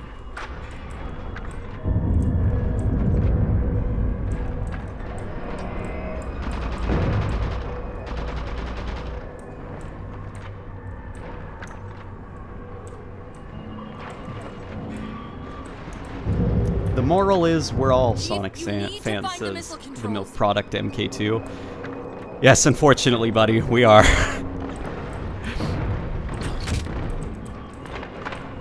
What's very interesting, actually, about my opinions about classic Sonic is I'm actually atrocious at classic Sonic. Like, astonishingly bad. So games like Sonic Mania, I'm not super passionate about, but the adventure games, I'm a super big fan of. And Sonic Generations, I consider one of my favorite games of all time. So I have quite a bit of opinions about the 3D Sonic games. The 2D Sonic games, I leave that up to the Sonic community, because they're good at those games, so I trust their judgment more than mine.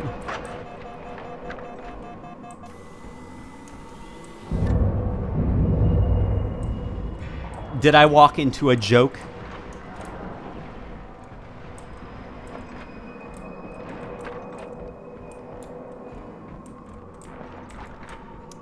Trash Compactor says, I think classic Halo is more like Doom, but with 2 weapons, where everything has its utility and use what you think you'll need to just to fulfill your playstyle. I actually don't agree with that. I actually think Halo and Doom have very little in common with each other. So even Doom is broken up into... So have you guys heard the term boomer shooter? I hate that. I hate that term for a game with a weapon wheel and no sprint as this like catch-all thing. Because that, you might as well say, like, it's like Doom clone. You know, when first-person shooters were like boomer shooter. It's like, dude, that's way too vague. You know? Like, so Doom 2016, I think spiritually has quite a lot of dialogue with the classic Doom games, but functionally, I think Doom 2016 is a very different game from classic Doom. Extremely different. It's more of this Serious Sam-esque arena shooter, whereas classic Doom is what I would call a labyrinth shooter, where you're in a maze-like level, and you gotta find the way to get out of the maze and onto the next maze. You know, a maze or a labyrinth shooter. So, like, calling every game that has a weapon wheel or no sprint, boomer shooter, I don't like that, because I think that's too vague. You know? Games are more... You gotta be a little bit more specific about it. You can't be like, I found this hilarious name because it rhymes, therefore I'm gonna call every game with these very, very surface level similarities boomer shooter. Hey, the blast door's jammed. The missile won't fire until it's cleared. Get down there.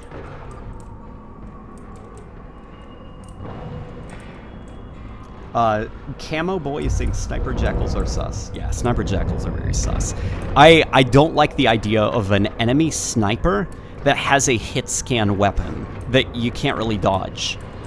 In a game like Halo, I think generally it's healthier for combat if at least most weapons for the enemy are all projectiles that you can clearly see coming at you and you can, like, strafe and dodge. I actually think it's part of why Combat Evolved has one of the smoother combat loops in the series.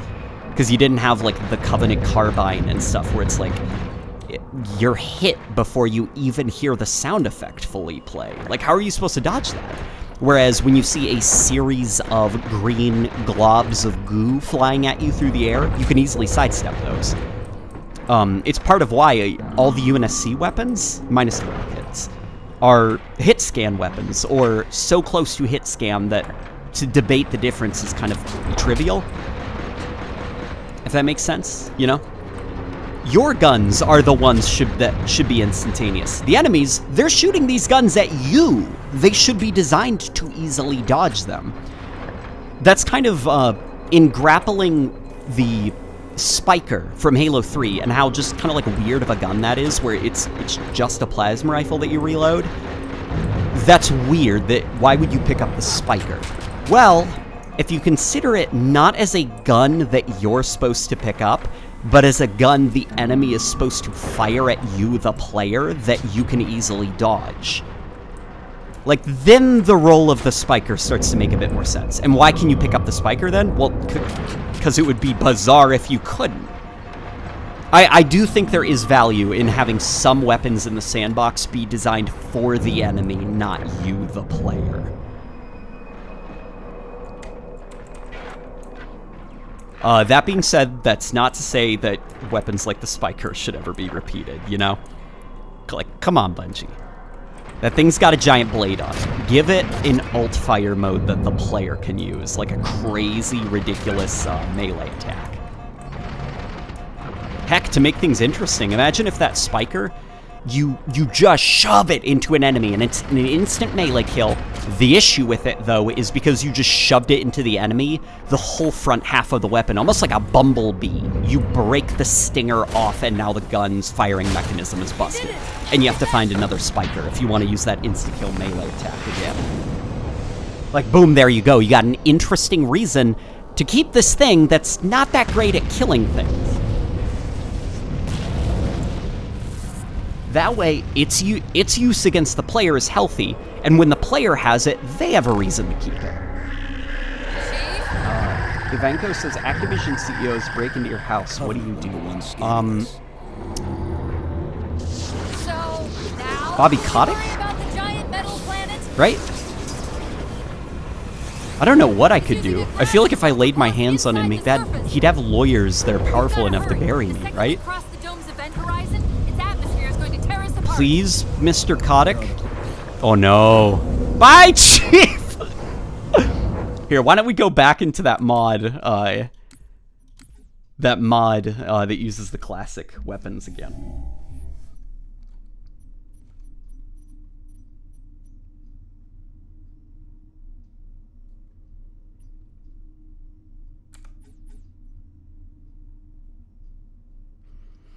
Trash Compactor says, I love that the skewer is like the Spiker's bigger, actually useful, and skill-based brother. I don't think the skewer has a lot in common with the Spiker. I think they're very different guns. I feel like the skewer is actually more like a weird reckoning and reevaluation of the Spartan laser and the beam rifle. Where it's like, okay, this beam rifle thing, this is weird, that the Covenant just have a blue sniper rifle that is arguably way better than the sniper rifle, because you don't actually have to reload this thing. And then you've got the Spartan laser, which, the Spartan laser is awesome, but for the sake of healthy gameplay, it's just a no more fun allowed device, you know? You see a vehicle, and you just say, no. And then the vehicle is gone. Like, no discussions had. It's just no more fun allowed. And so I think that the skewer, they were like, okay, people really like the idea of this, like, anti-vehicle weapon. It can't be this gigantic laser that you can't dodge. Like, there is room for error with it. You can miss with a projectile.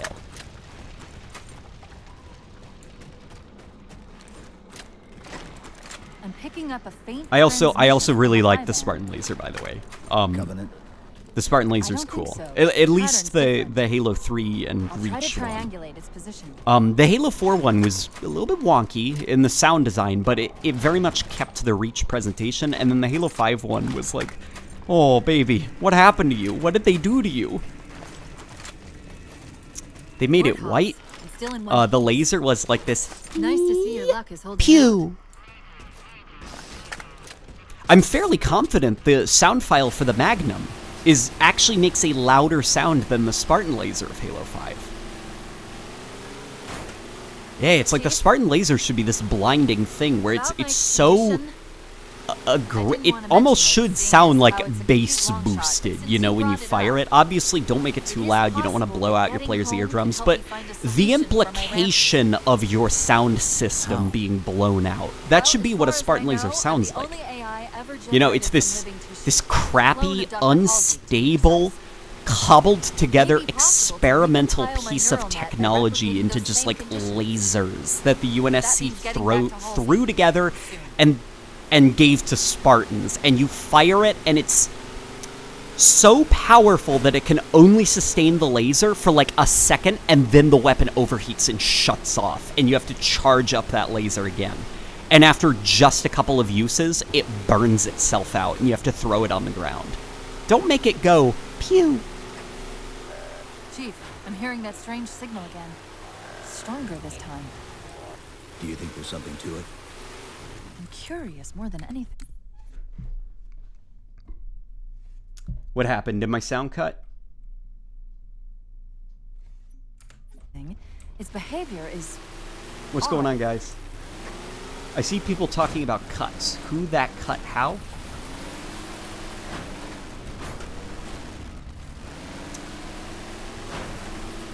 Oh, don't worry about me driving right there into that wall. That's because I was looking at the chat. Hostiles! Halo Bro says, how would you change the spiker for the player's use? Oh, were we having some problems with the stream, my friends? How do you change the spiker for the player's use? It's lagging, somebody says. Okay, some people are saying it's not lag. Maybe things are okay. How would I change the spiker for the player's use?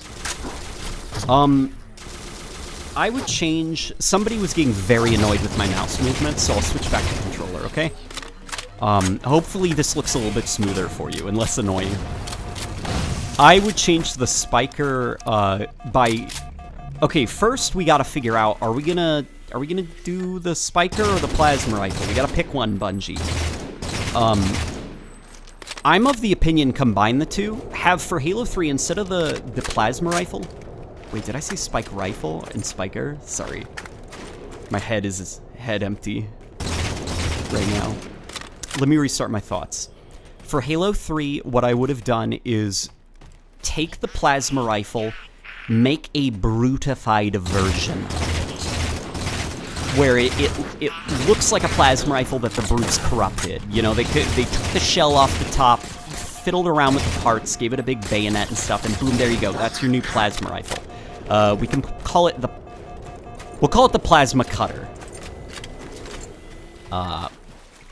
And there you go. I think the problem with the spiker is that the plasma rifle already existed in the game.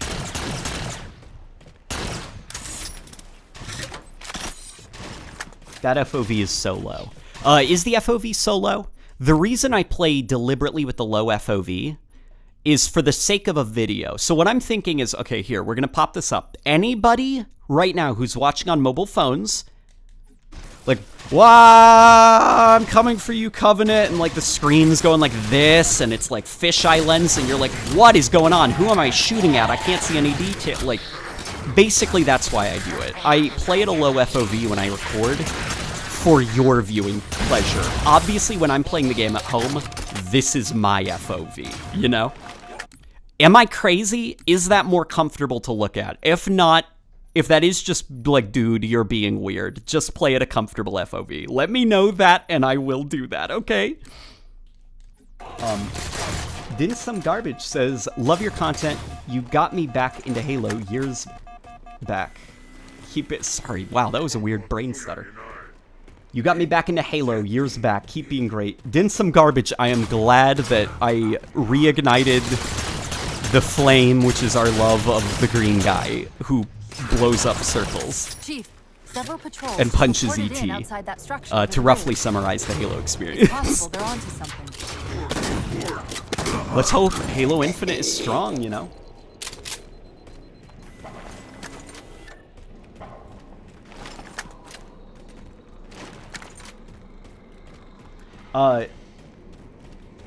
So, Jespy Spider Monkey says 101 is my most comfy FOV. Here, we'll try that. Okay, so this is going to be an experiment, guys. We're going to do this live. This is actually going to help with my content creation as well. So people watching on a computer... did you hear me stutter there?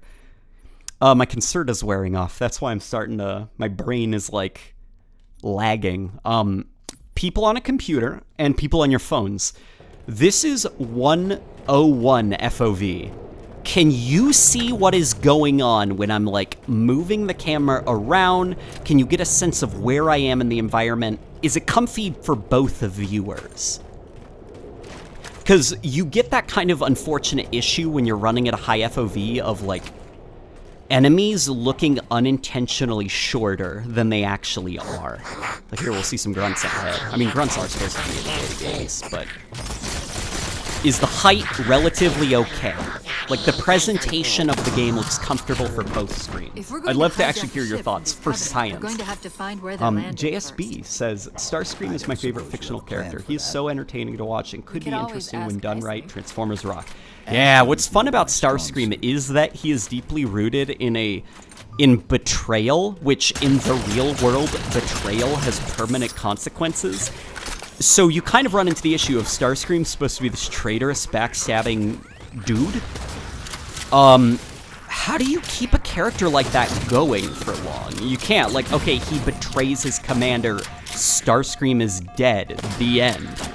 And it's interesting to see each iteration of Starscream figure out how to keep him relevant after his betrayal of Megatron. Tyler More Music says, I'm on phone and I prefer the previous. Okay, how about we go for 95? Hopefully that explains, because, by the way, I have seen other people in my videos that are like, bro, why is your FOV so low? Like, don't worry, I'm not a psychopath. I do play at a comfortable field of view. The reason I try to play at a low field of view for games is for the sake of presentation. Because in my mind, okay, bear with me for a second, okay? We're going to Puke Town, all right? We're gonna play at 70 for a second. Look how gigantic the jackal is on my screen. Look how gigantic the gun is on my screen. For the sake of visual clarity, that's a jackal who I am shooting with a gun. You can see his body language crystal clear. You can see what is going on crystal clear. That's also why if you look at my videos, I'm not like, blah, blah, blah, you know, like zipping around. I try to always have these slow pans, because it's almost like I'm a cameraman, you know? I want it to be crystal clear, like you're able to see what is going on and what I'm up to. That way it's not vomit-inducing, me playing at this super low field of view. Here we go. Look how big they are. You can see their body language and everything. So, if you've ever wondered why I record my videos at a low FOV, this is why. It's for your viewing pleasure, and apparently that's backfired because it looks super ugly to you guys. So, hopefully that made sense to you. Here, now let's get up to a comfortable gameplay at 95 FOV. Did that make sense, or did I just sound like a lunatic right there, demonstrating that to you?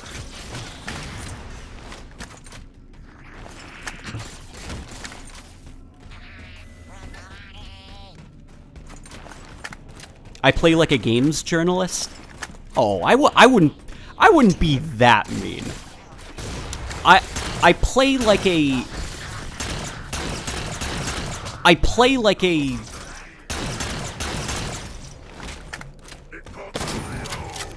I play like my mother. Let's have a look. There we go.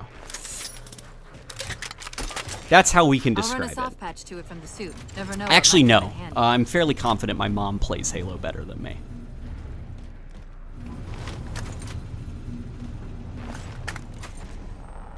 There's that phantom signal. Yeah, hopefully that made sense. My explanation for the nauseatingly low FOV.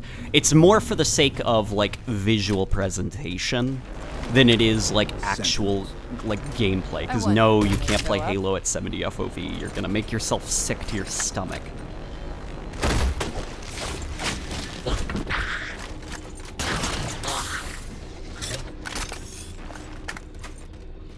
I think your reason for having a low FOV is cool, says Noble Commando.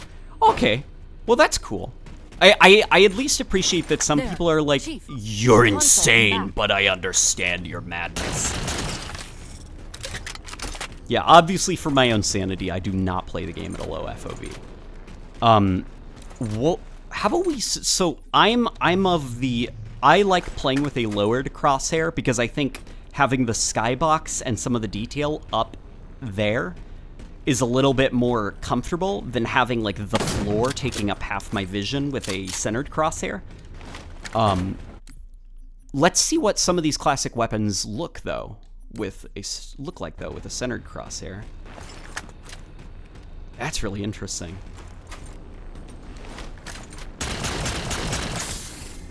It's also interesting because something not a lot of people consider with like the crosshair debate, your focus, where your eyes focus, it actually all depends on the person.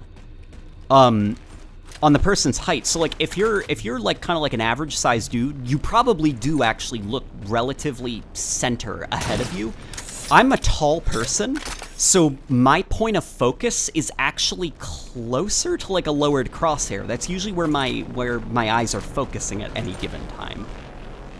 So like centered crosshair doesn't actually look very natural to me with the way that I at least perceive the world. I am always kind of a looking down. In service of Forerunner Shield World, designate Requiem.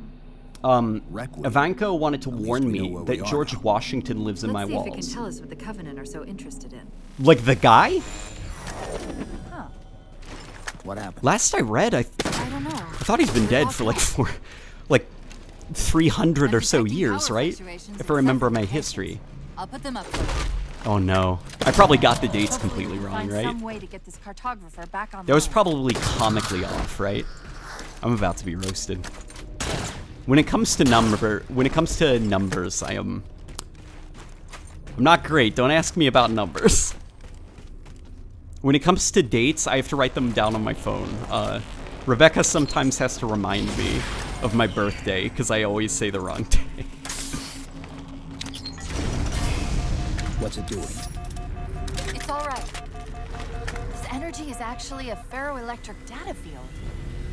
Your shields are just cycling in response to the chamber's charge. Why does the carbine-centered the crosshair cartographer look back so online? cursed? Does it look cursed? Partially. It still kind of looks like the This type crosshair, of right? processing system usually works in parallel. Here, we'll do this for a little We'll have bit. to locate its twin. What I will say actually about centered crosshair is I think that like here we'll hop into it for a second. That fisheye distortion that comes from playing at 120, it does look more natural to play a game at 120 FOV with a centered crosshair, because if your crosshair is uncentered and your focus is always slightly askew, everything around you is gonna slightly warp and distort. Where with here, the distortion is more evenly centered, you know, no pun intended, at the center of the screen.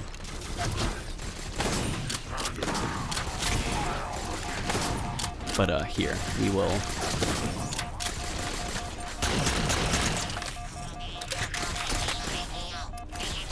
Let's see if we can get that plasma rifle.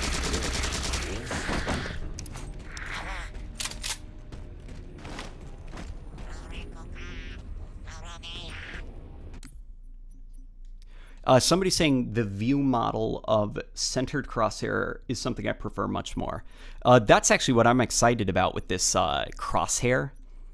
With this, or not crosshair, this view model placement options. It's going to be cool. Seeing players kind of like come up with their own view models that look more comfortable to them. Because there are some people actually that do prefer like that centered crosshair. It's how they're used to gaming, but they don't quite like how the view models were distorted for that centered crosshair. I think of like the tinyification of the Halo 3 Magnum when you center your crosshair on the MCC. Well, now you can fix that. Let's go this way. What are my thoughts on red versus blue? So my thoughts are... I have a couple of opinions, actually. I have my own personal preferences that are selfish and do not care or consider how other people feel. I've got my opinions that do take into consideration how other people feel. The selfish, I don't care, this is what I like, is I much prefer red versus blue. I think it is classy, I think it is snappy and marketable and iconic to the series, and I also do generally like that, you know, if you're playing on a team, you should be wearing your team's colors, you know? It's not all about you. I don't care about your custom colors, boy. We're all on the same team. Let's capture that flag. We're red team. You know? Red team, red colors. Let's go. But the more rational opinion, where I consider other people's, is I think red versus blue has a lot of problems. Not just like for accessibility for people who can't really tell colors apart, but also for those who do actually don't really care about team colors or playing as a team. They want to show off what their personal Spartan looks like. Not just the armor, but the colors they've chosen. And I do think that is a valid opinion to consider. So there we go. Hopefully that was an interesting answer for you.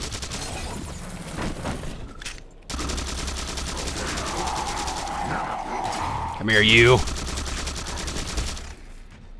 That's it. Now quick. Care to to the comment cartographer. on the report that you tackle wild animals in the forest every weekend? I do? That's so weird. I'm trying to think of the animals that are in my forest. There's mostly like squirrels and chipmunks.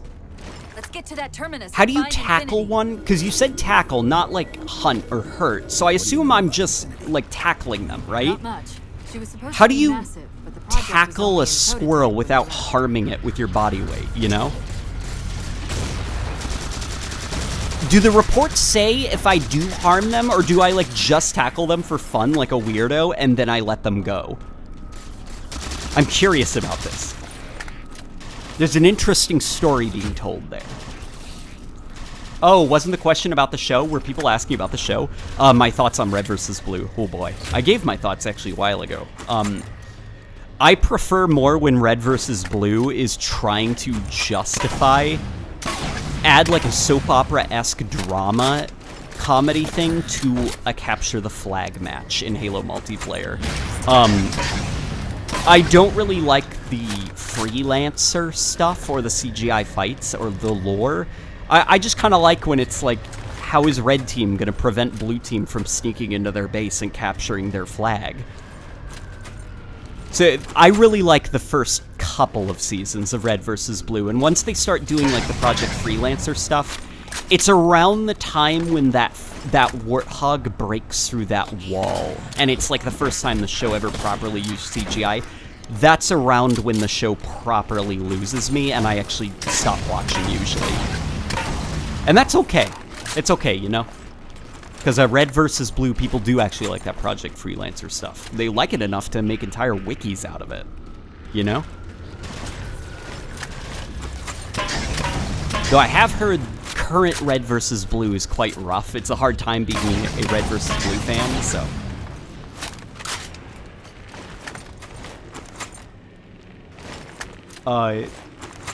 People are talking about the hamster voice that I got going on. Yeah, it's probably, if you go back about 30 minutes ago, it's probably even higher than it was. I am parched. I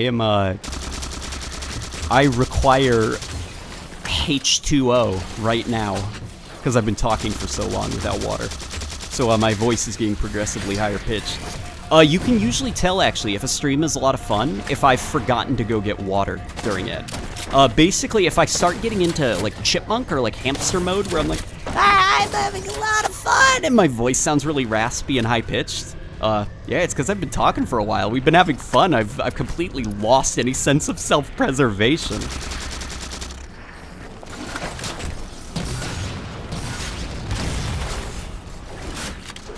Pick up this sniper rifle. Yeah, see? How you like these lead bullets? You know what's something that I think Halo has kind of lost? Okay, if we're gonna talk about like pointless dude, who cares, you're a nerd type stuff, I feel like the Banshee isn't as cool as it used to be. I mean, the Banshee design in Halo Infinite looks like pretty cool. Even though it's not that ice cream cone look of the classic games, which is a dude who cares opinion to have. In Halo Combat Evolved as a kid, I remember it was so cool that the Covenant were the ones with the aerial vehicles because, well, they're aliens. That's a UFO they're flying around. And then the first time that you're able to kind of like hijack and capture one for yourself and fly it around, it's the first time you fly in that game. And it's like, holy crap, I'm flying one of their UFOs around. And I feel like the Banshee is now, at least in Halo terms, kind of viewed as just like a jet, you know? Like, well, yeah, it's an alien jet. Like, it's kind of lost that, like, that magic of it being the alien spacecraft. And that's actually kind of why stuff like the Hornet, like, I like the Hornet, I like the Falcon a lot more. I think the Wasp is super boring. But I kind of wish all of those would go away and that air superiority would be given back to the Covenant, because I think it makes them more alien. Chief, Same with, like, Covenant walkers. I actually crazy. don't like the idea of the They're UNSC ordering having a all mantis. units to converge on I liked the tower. idea that all the UNSC we stuff, got the it's like attention. cars, like it looks like it runs on diesel, you know? Where the Covenant are the ones with these weird hovercrafts and like walker sci-fi tanks. It's like when both sides kind of have the same technology, you start to lose the differences between the two. That's a dude who cares opinion that I have.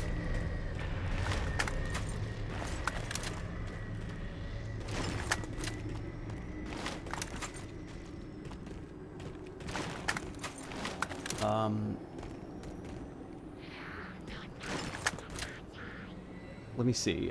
Same. I like the old Banshee thruster wings. Yeah, I liked that the old Banshee looked just so weird. It looked like a cone with a it looks like an ice cream cone that someone like put paper clips on the side of, and then those paper clips have just like a giant circle, and those giant circles are the thrusters for it. It's a very bizarre looking UFO, for lack of a better term. And the design introduced in Reach that was then carried into even the Halo 5 design, which was inspired by the look of the Reach one, it's gone for more of that aerodynamic, you know, jet. Like, what would realistically fly using, like, what we understand as the laws of physics and, like, aerodynamics. Now I'm like, oh, boy, it's a UFO. I want it to look silly and, like, not make a lot of sense.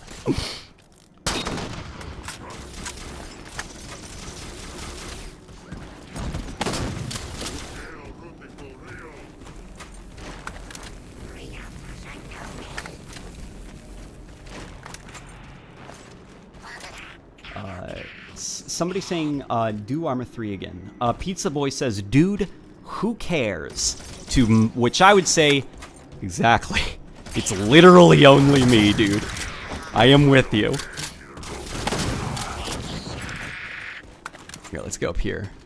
Look at that. Look at that. Like, come on, guys. Like, surely that's some of the stuff that, it's another dude who cares opinion that I have, but, same with the jackals, if you heard me whining about them earlier, where the grunt is like, he runs around and then immediately, without flinching, just goes back to shooting at you. Where with the Bungie games, there is a bit more of that, like, they'll stop running while they're facing away from you. They'll, like, look around for a second, and then hop around and start firing at you. Like, waha! Like, they got their second wind, you know, where that, it's a canned animation. You can see that it's like, okay, the fleeing animation is playing. All right, stop that AI behavior, turn around, fire at the player. Like, there isn't a lot of, like, transition in the emotional states of the AI that I'm fighting at. And it's a small thing, but it's enough to where it's what I do believe some people identify as the Covenant having weaker AI in this game. Look, I'm really scared. Look, fire at him. There isn't a lot of transition in their animations, a lot of flair, a lot of, like, exaggerated personality. They just kind of like, I'm really scared. Okay, now we're shooting at you again. Pigpen says, thoughts on seeing Halo's water-based Navy in the future? You know, like an actual Navy, LMAO. Love the channel, by the way. Keep it up, King. Oh, I love that. That was nice of you, even with my dude who cares opinions. I'd like to see some water stuff. I think I've said before that water could actually be integrated into the gameplay, where let's take Halo 2's spacewalk sequence. Imagine if, like, that's what underwater combat's like. In fact, just for the sake of visual flair, how cool would it look to see grunts with, like, little bubbles on their head, you know, so they can breathe underwater, and their plasma firing at you, and the trail of it, you know, instead of this glob of goo, it's more like this green sizzling thing that's leaving a trail of bubbles as it boils the water as it trails towards you. Like, you could even for the sake of, like, water and stuff, you could identify, like, everything's muffled, but when you hear that you know, of the evaporating water, of that hot plasma flying through the water towards you, that's how you know when projectiles are incoming. Like, just for the sake of visual presentation, underwater combat could be cool, you know? Give the player moon physics when they're underwater, and boom, there you go, you've got a justification for it.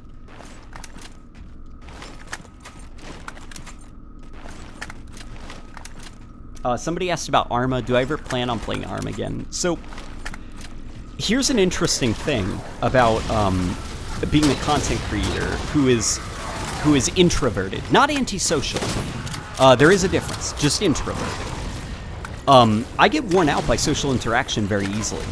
So for me, gaming Sentinels are socially, trying to keep the Covenant out. like, video games are my job, basically, playing games. So, what's funny is for relaxing, I don't like playing games. I like drawing. I like going outside. So for me, stuff like Arma, I actually don't enjoy too much because I'm usually like exhausted by the end of the day of having to talk to people just as a YouTuber by default. So it's usually very hard to get a hold of me, which is something, granted, I can work on, you know, by better managing my social stuff. But Arma is a game that's very hard for me to play because it requires a lot of investment, even outside of just work hours, where I'm trying to kind of like relax and unwind after a day of work.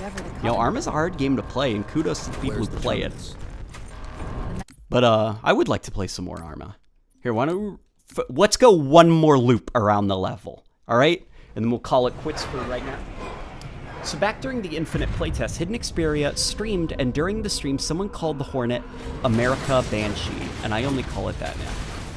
The Hornet, I'd actually call a helicopter without the silliness of a helicopter in the Halo universe, because why? Like, okay. Plenty. I don't agree with the arguments some people make about, like, the Halo redesigns. Well, like, it takes place in the year 2500 whatever. It should look super... I'm like, no, no, no. This is how the Halo universe looks. In our world, maybe, but for whatever reason, this is what a shotgun 500 years from now looks like. That's just how the UNSC designed it, you know? The Halo universe is not realistic sci-fi. It's a very specific aesthetic for sci-fi. But there is some stuff like, no, a helicopter would not exist in the Halo universe. That's a little bit too modern to be taken seriously. So I think the Hornet was the closest they could get to a helicopter without it literally being that.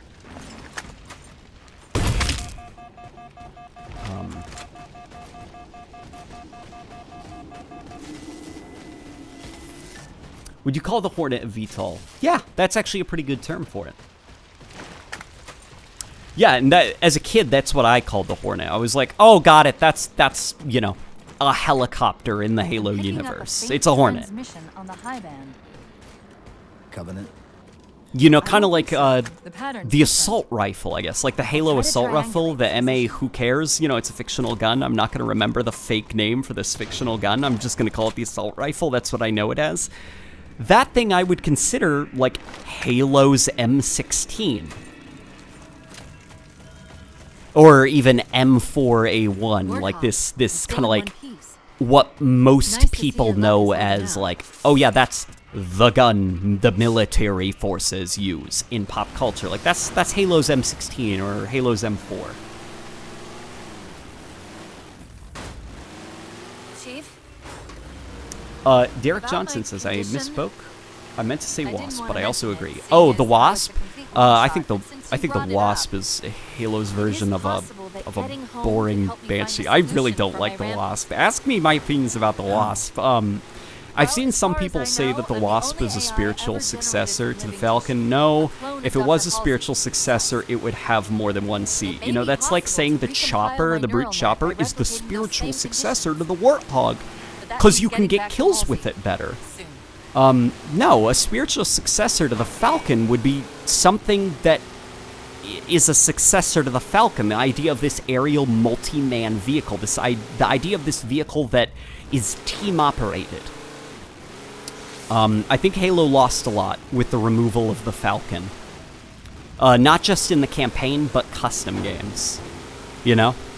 I think some of the complaints about the Falcon are, well, it's very hard to get kills with it in Slayer, you know, or the pilots, they get, or the people in the side seats, they get shot too much in big team battle. Okay, we'll give them more cover, or maybe don't use that vehicle in big team battle. What about the campaign, though? You know? The whole gang can't squat up in a Wasp, you know, in the campaign, but they can in a Falcon. It's not just about Slayer, your sandbox, you know, you gotta consider the wider things. If you design your sandbox exclusively around if you can get a killing spree with it in Slayer, then I think you kind of end up with a weaker sandbox as a whole. And that's what I don't like about the Wasp, is that it saw the Falcon, this team-operated multi-man aerial vehicle, and it said, but what if we replace it with a one-man aerial vehicle that has a fully automatic primary fire and an explosive secondary fire, which is kind of just the Banshee, you know? It's like, but no, it's different, because you can hover with it. Like, really? That's what the Wasp can boast? The Falcon could do that, and it allowed more operators. Those are my opinions on the Wasp. We'll move on, because I do know people get weirdly passionate about the Wasp. That's irregardless of the design. The Wasp is fine. You know, it's a cute little thing.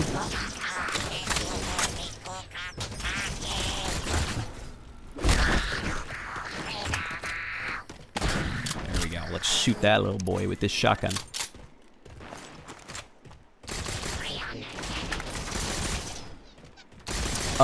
Test subject is asking me about the SPV3 Sentinel concept art. I have seen it. I really like the Sentinel Knight. Yeah, the Prometheans. It's this interesting redesign for the Prometheans, which tries to make them look more like, well, you know, like a Forerunner machine. You know, this is like when I say Forerunner machine, I mean like, you know, what I view as the Forerunners. Like the idea of these like blocky, very robotic, very old looking things. They almost look like if a computer motherboard got up and started like moving. Like that's kind of what a Forerunner machine looks like to me. They're very robotic. In Halo 2, they even use like rockets, you know? Like, the Forerunners aren't all space magic and floaty bits. There are some aspects of them that are actually a little bit primitive in that, you know, like, some of the Sentinels use rockets, but they also have laser technology and stuff, and the Sentinels themselves just kind of look like blocky little robots. And basically, they took the Prometheans, this kind of like techno-organic, like it looks kind of like a living creature made of metal, and it tried to give it that more blocky, classic Forerunner look. We're going to have to find where they're landing first. I don't suppose you have a plan for that. We could always ask nicely. Asking's not my strong suit.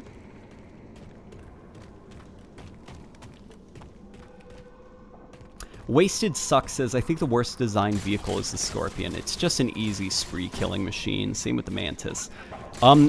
It's interesting, because I kind of agree with you, dude. I think the Wraith is actually a more interesting vehicle. For the campaign, you know, Scorpion's okay. Like, it's just like a brief little moment of just go crazy, guy. You know, kill everything that moves. But for the sake of big team battle, I actually think the Wraith is way more interesting as a vehicle, because not just is it not, you know, just like a no. Like, you look at a guy, press the button, and he is now dead, which the Scorpion is, but also the Wraith kind of gives you that visual flair of, it almost reminds me of, like, Lord of the Rings, like the catapults launching the mortars and the big flaming ball of fire that arcs through the air and then, boom, lands with a big explosion. Like, just that mortar look. The Wraith is cool, just mechanically and presentationally. There we go.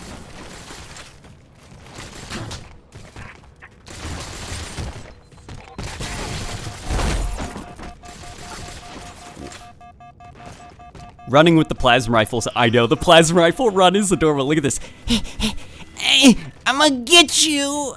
It's a very cute animation. I love it. Could you imagine what, like, just for a second, all right? Like, okay, based off of what this hand is telling us, imagine if you were like a grunt over there and you saw Master Chief running at, like, looking at you in the eyes, charging at you like this. I wouldn't know whether to laugh or scream. Sprint animations are very funny in games.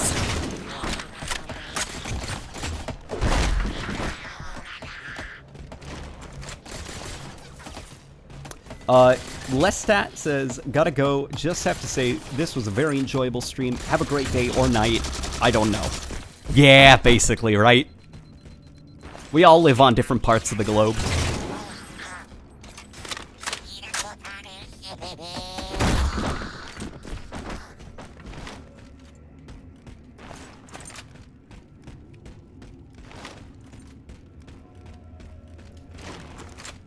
Let's go up here. I feel so bad for that guy. What? He sees the Master Chief, the guy who destroyed 2 Halo rings and, like, brought down the Covenant Empire, and he's like, I'm gonna go hide back there, and I'm gonna send 2 jackals and 3 grunts. Surely that will stop him. And if not, I'll hit him with my sword. His camo module. Good job, guy. I'll run a soft patch. That is, though, actually, like, we're divorced from, like, how very, you know, fun and silly, like, Halo gameplay is, because obviously you're the player, you can't lose that encounter. That was a cool moment of just, like, storytelling. So, okay. You know, it's one of those things where it's like, it's small things that I think go unappreciated, I guess, in the community of, come up here, you see that elite, he taunts you, he has an energy sword, it's the first time you're seeing it in this campaign, and then he retreats from you. You see him retreat back there, turn invisible, and his forces advance up. You kill all of them, and in a last desperate attempt to take you down, he rushes at you, and then by killing him, you're rewarded with your first energy sword of the campaign and camo. It's just like a cool little moment of storytelling that happened via gameplay. You know, no cutscenes or quick time events were needed. That was just like a cool little moment. Oh no, the game crashed. That's probably around where we can call it quits, right? Ah, I'm sorry, guys. That was fun, though. Yeah. All right, so, guys, check the description of this video. If not this video, other videos. There is a second channel that I have called Late Night or Daytime Gaming now. It is going to be the channel where I stream to from now on, because the idea is you're subscribed to Late Night Gaming, so that you can, you know, like, enjoy scripted content and stuff like that, as well as the Q&As, which I am actually bringing back, and I'm going to stick to them this time. This second channel, Daytime Gaming, I'm going to be uploading a bi-weekly podcast. I'm also going to be streaming on it. You know, that way, your late night gaming content that you've subscribed for, your scripted stuff, it's not just going to be like, oh god, he's streaming again. I can't, like, watch this 5-hour thing. Like, if you want to watch my streams, you can go over to the second channel, you know, and Late Night Gaming is left untouched.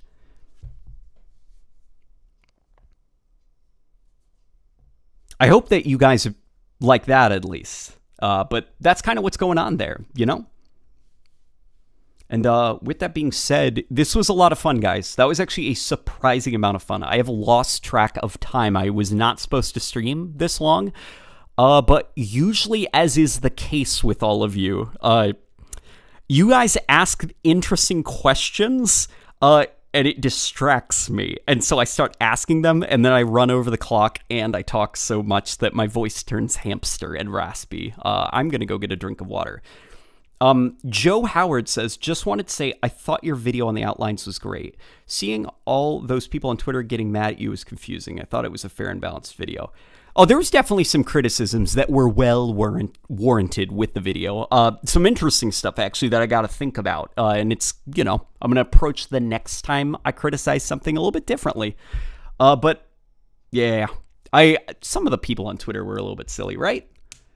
I appreciate it, Joe Howard, who is not Todd Howard wearing a disguise by looking at his profile picture. Yeah, I will see you guys later, okay? This was a lot of fun.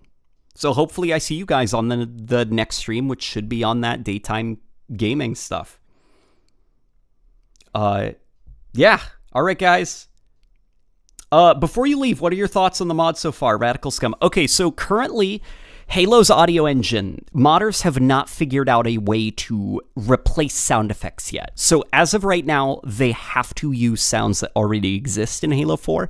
But, you know, with modding, anything is possible. So right now we have to deal with some of those Halo 4 sounds, which were designed for very different assets. So there is a bit of that audio-visual mismatch.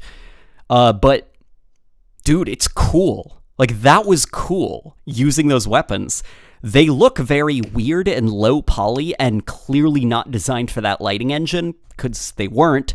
But that was cool, using the Halo 3 Magnum in Halo 4. I can't wait to see more of it. But, yeah, guys, I will see you later, okay? Take care of yourself, drink water, kiss your family members or pets,